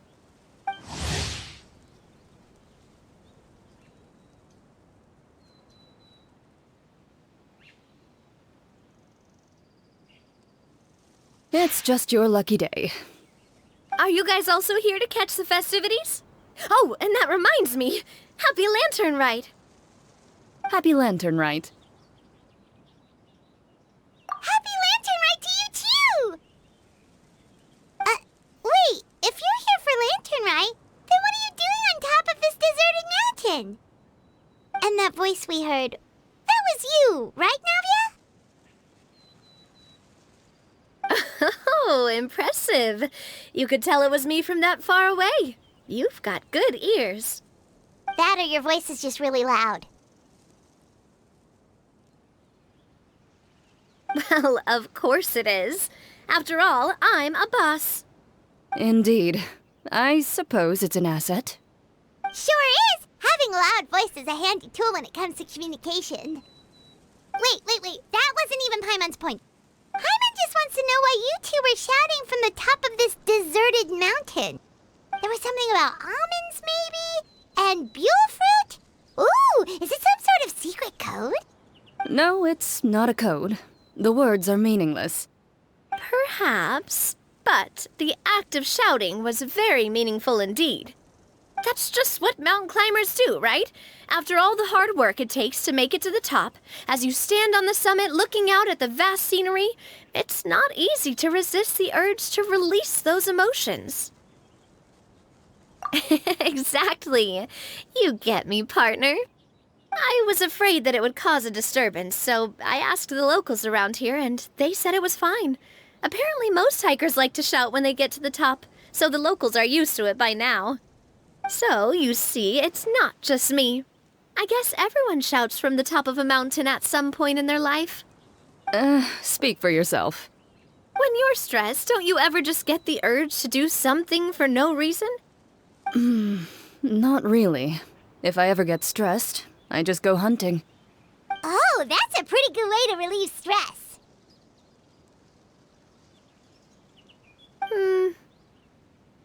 What I choose to hunt depends on my mood.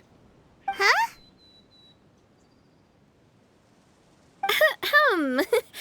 Anyway, why don't you two give it a try?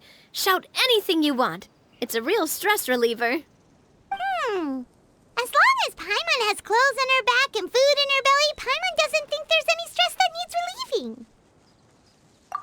Oh, I bet you guys are just too embarrassed to let loose.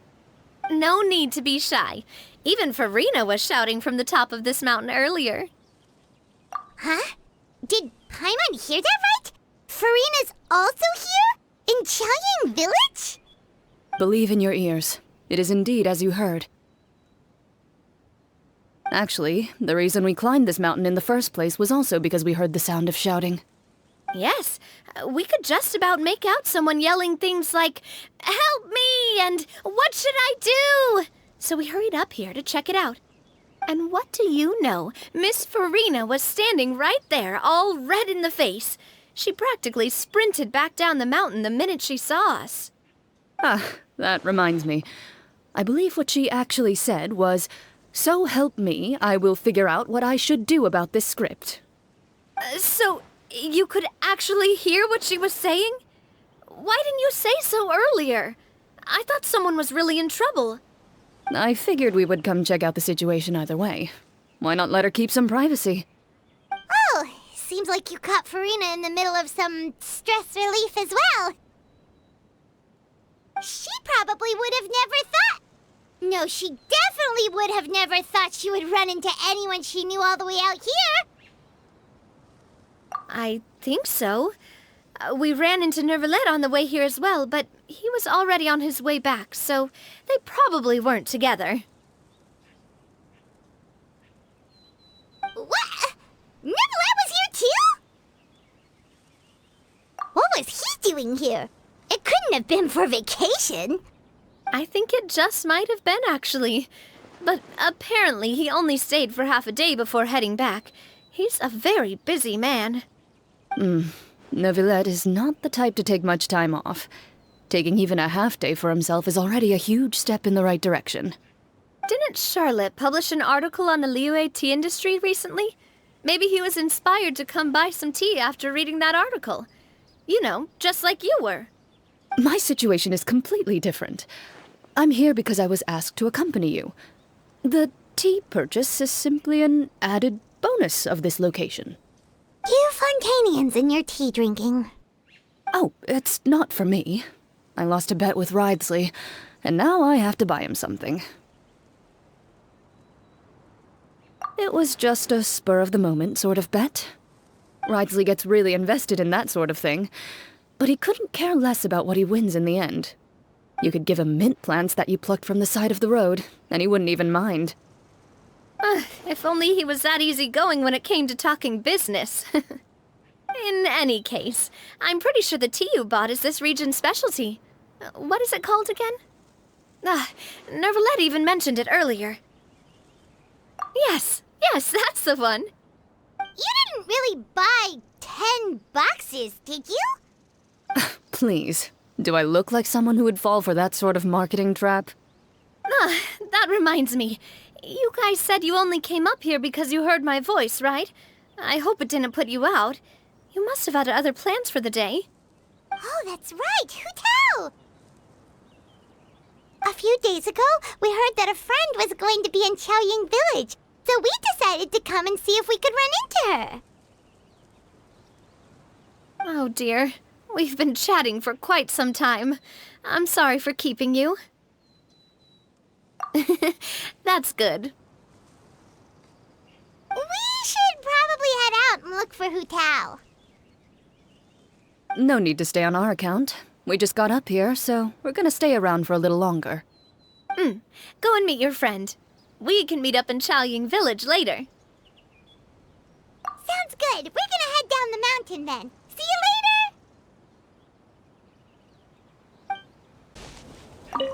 What do I have to do to get you to yell from the top of this mountain?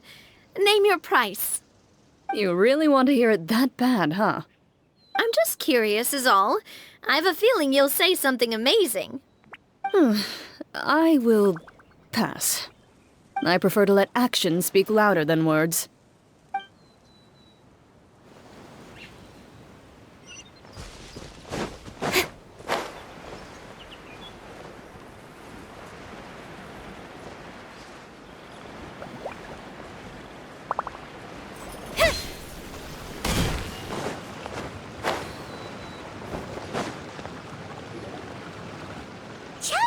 Is known for its tea, but you know what else they have with tea? That's right, dim sum! Didn't Gaming say something about dim sum being eaten in the morning? Oh, Paimon wonders if we can still get some at this time of day. Oh, well that's fine too. Paimon doesn't care what kind of tea it is as long as it comes with some tasty snacks. Now let's see what kind of yummy things we can find around here. Paimon's not seeing things, is she? Is that Farina standing between Zhongli and Hu-tao? Wonder what they're talking about. Zhongli knows a lot of stuff. Maybe he's telling Farina about Qiaoying Village. Oh, or maybe Hu-tao is trying to rope Farina into being one of her clients. Hey, this isn't the Fortress of Meropide. But Paimon could be convinced for the right price. Let's say, loser buys the winner 3 huge bowls of seafood kanji. Since Zhongli is there, Paimon bets things are pretty tame.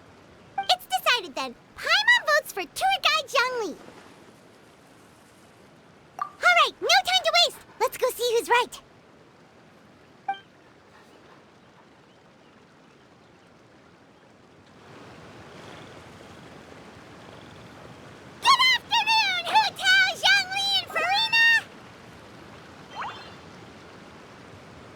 Great, now Paimon's shouting too. Oh, well aren't you a sight for sore eyes? Seems like our luck just keeps on growing. That we were able to meet you both without prior arrangement must mean that this is quite the serendipitous meeting indeed. Huh? Oh, so both of you are acquainted with the Traveler and Paimon then?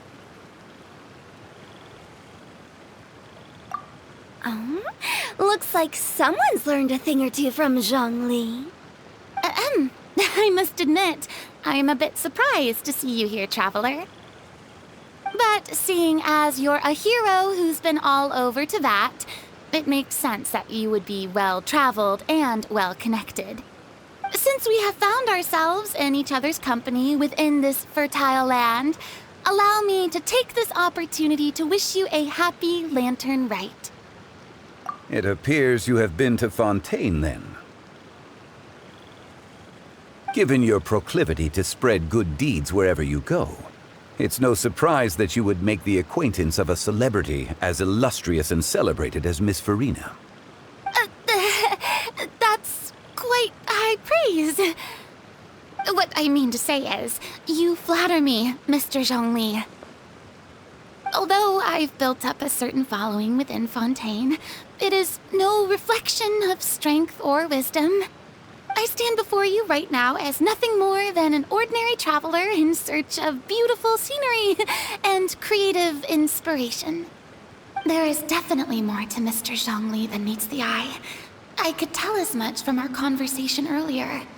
Given his breadth of knowledge on both academic and worldly matters, there's no way he hasn't heard about what happened in Fontaine. Is he just feigning ignorance for my benefit? No. You're no common tourist. I simply won't have you talk about yourself that way. Oh, does that mean Hu Tao also knows? You may not have heard, friends, but... Miss Hu Tao... Miss Farina is now one of my esteemed clients. Yep.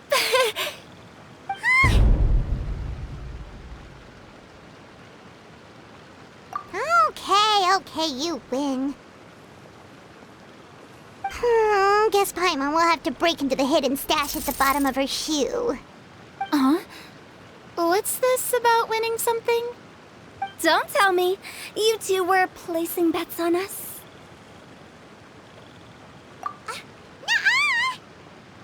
We just saw you guys standing on the side of the road and couldn't help but take guesses as to what you were talking about.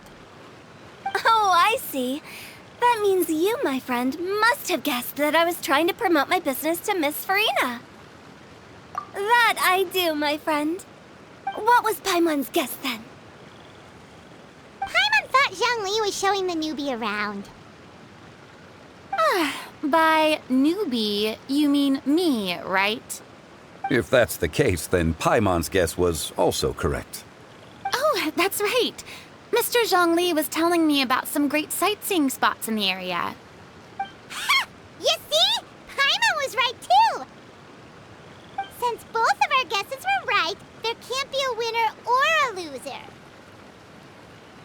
Hey, don't be upset, traveler. How about this? You buy Paimon a bowl, and Paimon will also buy you a bowl. As for the third bowl... Since I was the subject of the bet, perhaps it should go to me? You know, as a congratulations for the huge deal I just struck. I was just joking. Anyway, I should be the one treating you. The funeral parlor is about to bring in quite the sum after all. Oh, Paimon almost forgot to ask about the most important question. Something happen recently, Farina? Huh? What do you mean? Well, you know, with you enlisting the services of Wangsheng Funeral Parlor and all. Oh, well, yes. Really? Oh no. Paimon is so sorry for your loss. Although Paimon may have not known the person, please accept Paimon's deepest... Whoa, it's not like that, Paimon. Huh? But Paimon just thought, since you hired the services of a funeral parlor and all... Hey, it's not that big of a stretch.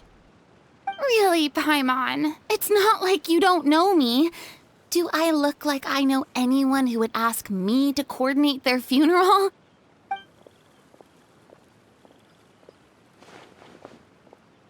Miss Hu Tao is simply helping prepare some props for my film. Not too long ago, I read a collection of horror stories from Liyue. The content was spectacular.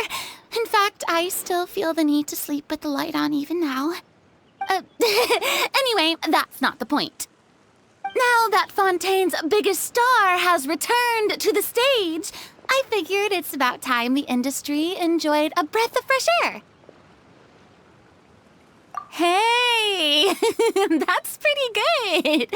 I'll have to remember that for my ad posters. Oh, Paimon sees. That makes a lot of sense. So, did you come to Liyue just to enlist the services of Longsheng Funeral Parlor? Well, not exactly. My original plan was to just relax and enjoy the sights. But then I ran into Miss Hu Tao and Mr. Zhongli, and well, you know the rest. I suppose it was meant to be. It was a fated meeting indeed.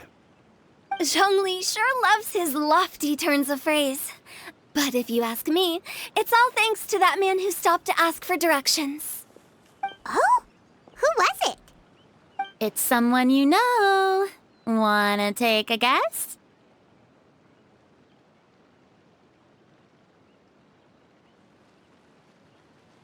What?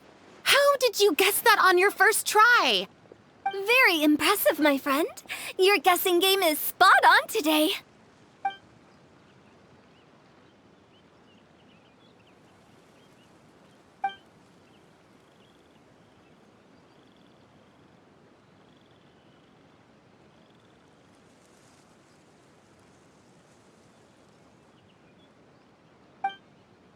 Huh. Paimon never thought Neuvillette would be the type to get lost. I'm sure he didn't get lost. Even I was able to find my way to this place without any trouble. He was already getting ready to leave by the time I arrived. He just wanted to ask someone about the quickest way to get back to Fontaine. Yup, that's exactly what he asked. This area is full of mountains and rivers. It's normal to not know the fastest route. So, were you the one that pointed him in the right direction, Hu Tao? Of course. I'm also a guide of sorts, you know. So naturally, I also have a great sense of direction. But speaking of your friend... What about him? He doesn't get out much, does he? Ah, no wonder. He was stiff as a board and way too polite.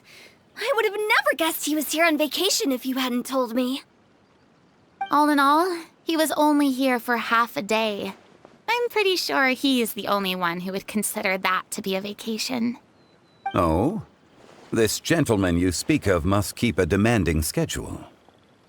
I'm sure he does.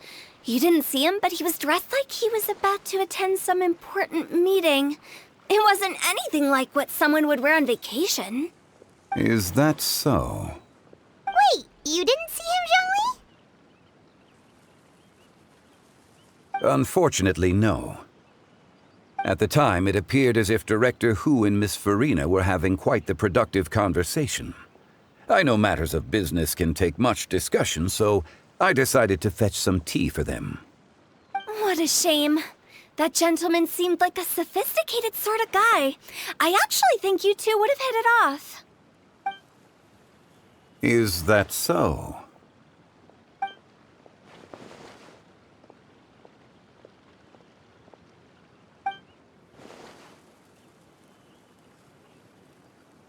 Hmm?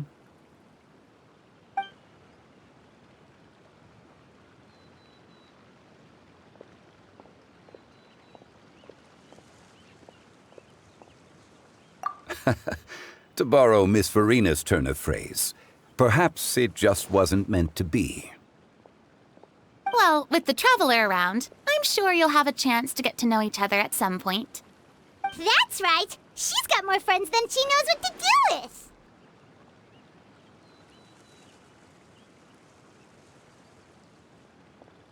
Well, that's certainly true.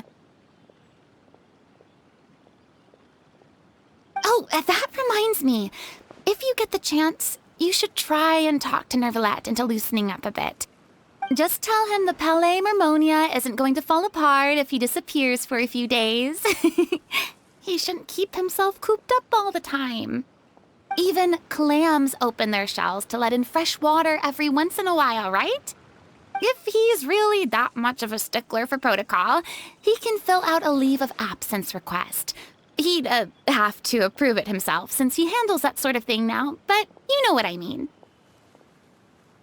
Seems like this gentleman is also in charge of something pretty important.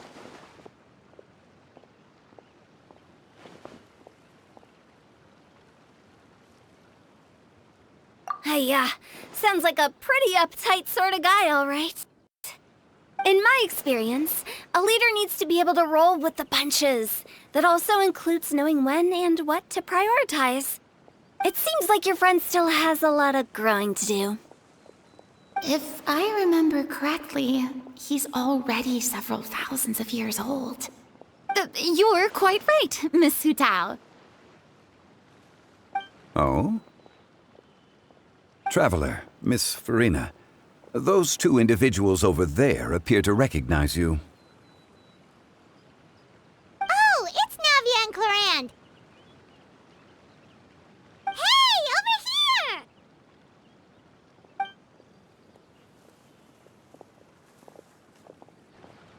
We saw you all chatting over here, and we're wondering if we could join in. Please, excuse the interruption. Oh, so polite.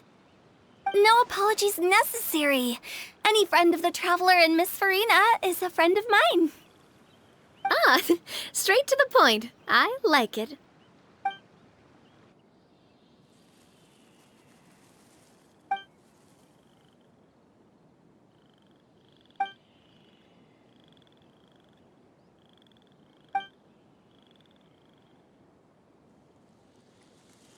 It's getting late. If we want to catch a boat back before dark, we should probably get going. Indeed. Then, Miss Farina? Oh, yes? When are you planning to head back? Do you need us to escort you? Oh, I don't think that will be necessary. I mean, you're not my subordinate anymore. You don't need to look after me. I didn't mean it that way. It's normal for friends to travel home together if they run into each other on the road. There are a lot of mountainous roads in this area. I imagine they'll be even harder to navigate after dark. Exactly! Just like in those ghost stories. 8 paths converge in a wood. Beside them an old house is stood. If you dare to go inside, not a soul will greet your eye. But if you take a closer look, there may be something you mistook. A candle flickers to and fro, yet there is no wind to make it so. What is its secret? What could it mean? In this wood, where mystery screams. Ooh.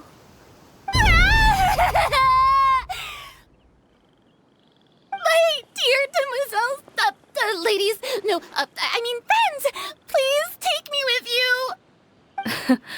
Of course.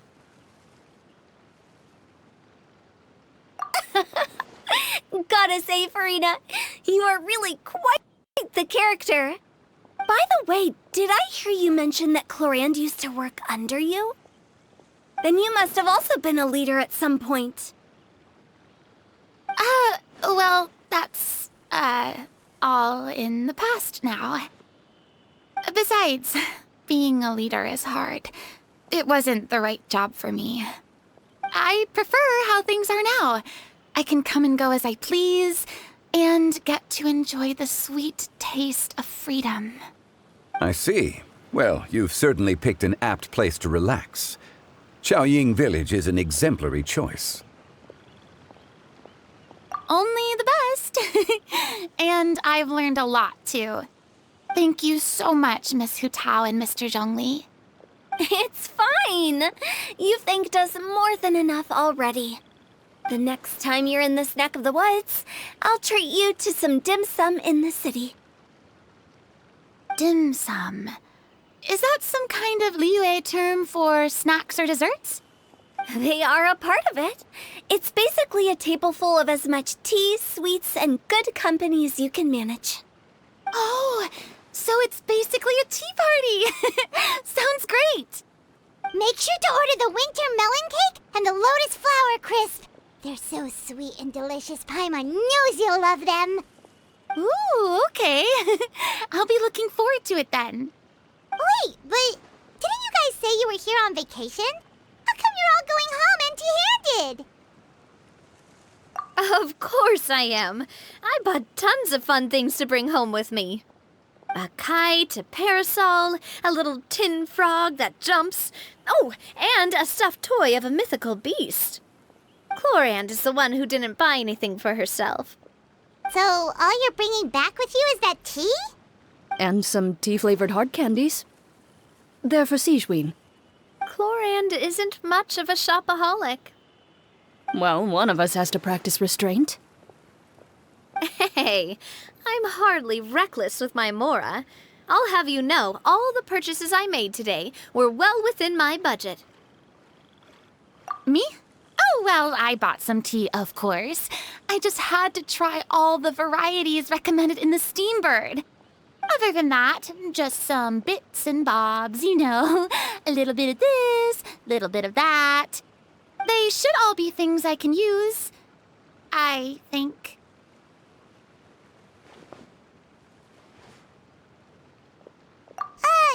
Now Paimon's even more confused. If you bought that much stuff, where did it all go? Into one of Linny's magic packets? Oh, actually... Monsieur Neuvillette took them with him. Oh, so that's what happened. Wait, what? Why did he take them? He's not hoarding treasure, is he? That's quite the imagination you've got there, Paimon. Monsieur Neuvillette just saw the amount of bags we had and offered to take them back for us. I felt a bit bad at first, but, I really did have a lot of stuff. He even offered to deliver my gifts to the Fortress of Meripede for me once he's done with the day's work. Neuvillette is a man of his word. If he says he can do something, then he means it. See, even Chlorand was happy to take him up on his offer. If even his trusty subordinate agreed, then who was I to refuse? Wow, he seems like a real gentleman. Maybe he's not as uptight as I thought. If only the funeral parlor had an employee as thoughtful, proactive, and responsible as him. Right, Zhongli? Indeed.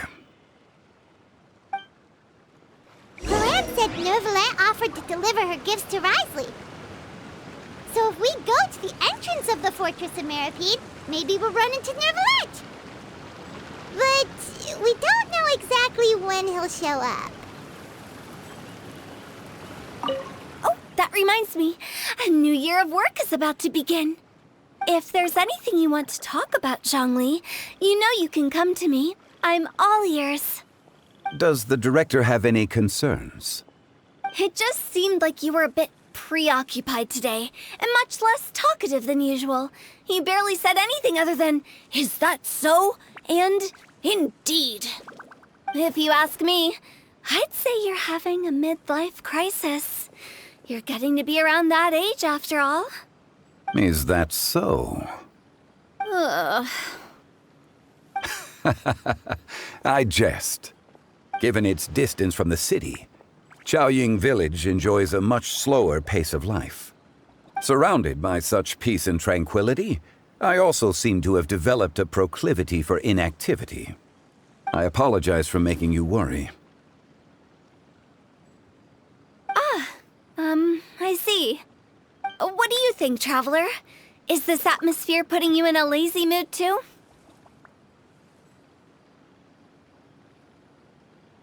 Wow, you are getting really good at these kinds of lines. Indeed.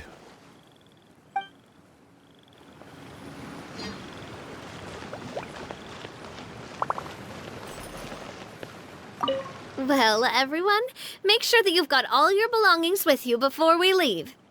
If there's any souvenirs anyone still wants to buy, the time is now.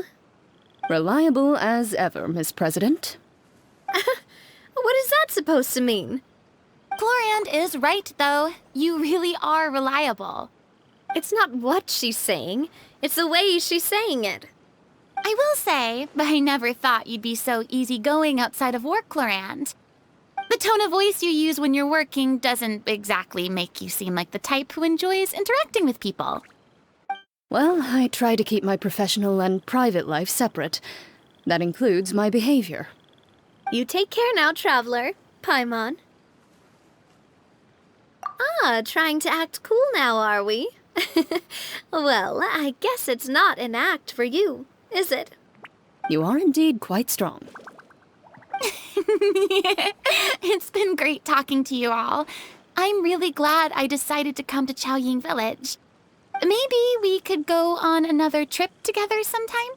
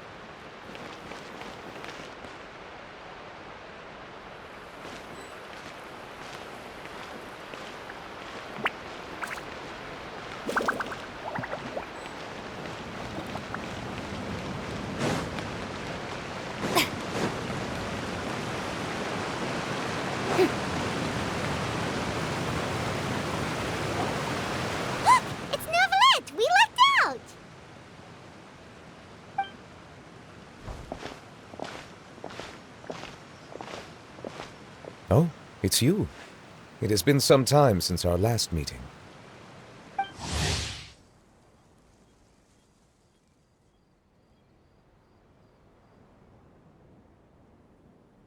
Few people frequent this location. Since I was able to conclude my work early for the day, I thought I might take a walk and avail myself of this area's peace and quiet. You call this early? Do you always work this late, Neuvillette? Strictly speaking, that depends on the agenda for the day. I am hardly bereft of time, however, so working late is of little consequence to me. Really? If you have so much time on your hands, then why did you only go to Chaoying Village for half a day? First, I should clarify that I was referring to my lifespan, rather than the time at my disposal on any given day. Second, I was unaware you possessed knowledge of my trip to Chaoying Village. I see. Thank you for informing me. Yes, they have been safely delivered. I have to hand it to Clorant. Just a simple gift delivery, and she has the great and mighty Udex at her beck and call. I was just passing through. It was merely an act of convenience. All right. Then I hereby confirm receipt of the goods on behalf of the staff of the Fortress of Meripede. A verbal receipt of confirmation? Is such a formality really necessary for a small matter such as this? Guess not. This quantity of tea, though, seems a little excessive for a gift, don't you think? Before you know it, they'll start accusing me of taking bribes. About that. Much of that is my own excess, I'm afraid. Oh? Why? What happened? It was buy 10 boxes, get half off. Ah, that explains it then. Well, go ahead and leave them to me. I'll get through this stash as fast as I can. You have my thanks. Oh, there's something else I'd like to give to you. This is a stone slate, engraved with a symbolic design. While that is an apt description, it is in actuality a legal codex. A legal codex, huh? Before the advent of modern writing utensils, information was recorded on stone slabs such as this. The law was no different. Okay. Since ancient times, the scales of justice have symbolized the fairness and impartiality of judiciousness. As a tribute to that sentiment, this slate was designed after a traditional legal codex and engraved with a symbol instead of text. During my travels recently, I chanced upon a roadside stall offering tourists the opportunity to try their hand at the ceramic arts, so I decided to have a go. We joked with Claran some time ago about gifting you a legal codex. So, here you go. Ah, so that's what this is about. I did not expect you to remember it as well. In any case, I hope this can be considered as a reasonable attempt to join in on the banter. It is a very good attempt. I suppose I shouldn't be surprised. Even your sense of humor centers around the law. That's an impressive level of commitment. Well, a gift of this significance deserves to be put on display, and I know just the place. Front and center in the fortress's showroom. Ah, surely there's no need for such a grand gesture. Just kidding. I don't have anything like a showroom. But we do have a storage room. We can put it next to all the mechanical parts Sijuin has collected.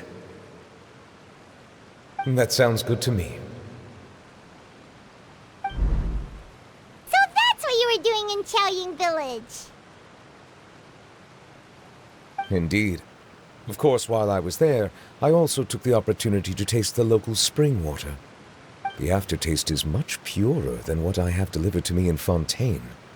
It stands to reason that the long-distance transport has a tendency to imbue the water with extraneous emotion.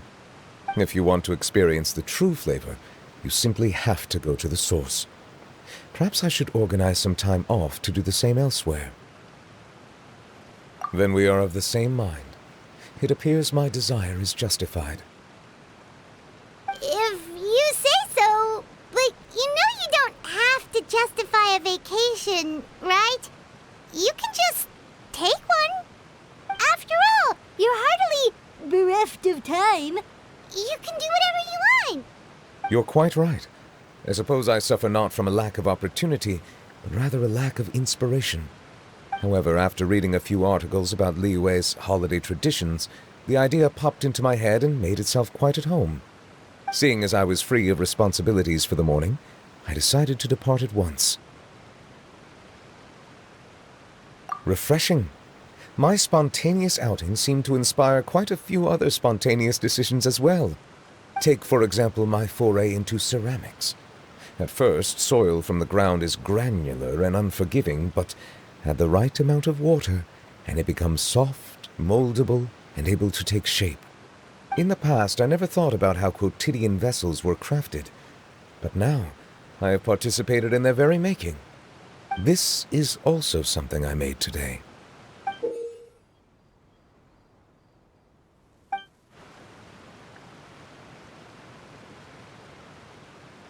That's a ladle? Paimon thought it was supposed to be some long-necked sea creature. That was indeed one of my inspirations. Really? You like it?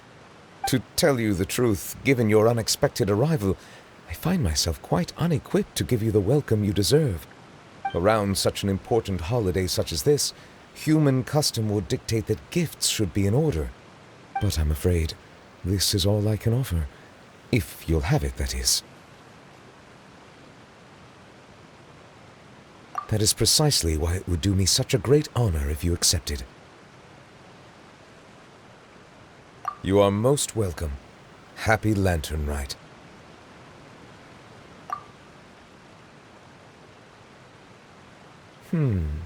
Approve a leave of absence request for myself. That sounds like it could easily lead to a vicious cycle of self-indulgence, something which couldn't be in further violation of protocol. But I suppose I understand her point. My proclivity to refrain from personal outings does, in part, originate from a sense of responsibility toward my duties. But it is also due to a lack of desire to engage in the human world. But now I see that the human world is indeed full of many interesting places to discover.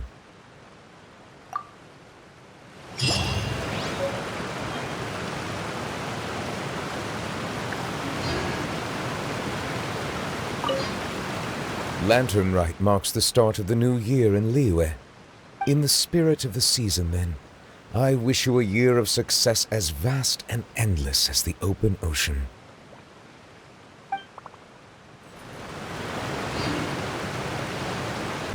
You don't wanna lose that love, it's only gonna hurt too much. You don't wanna lose that love, it's only gonna hurt too much. You don't wanna lose that love.